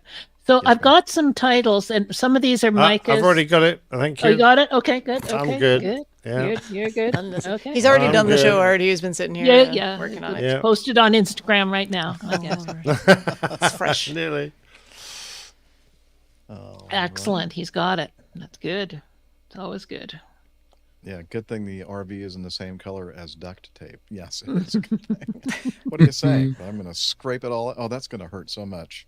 So, the first Jeff, time I get you've got your a dates scratch to go up and see the assembly of your RV? I do. Yeah. I'm heading up. Well, of course, you know, the April is going to be an amazing I month. know. The first Gosh. weekend, get to see Hectic. you all guys in person.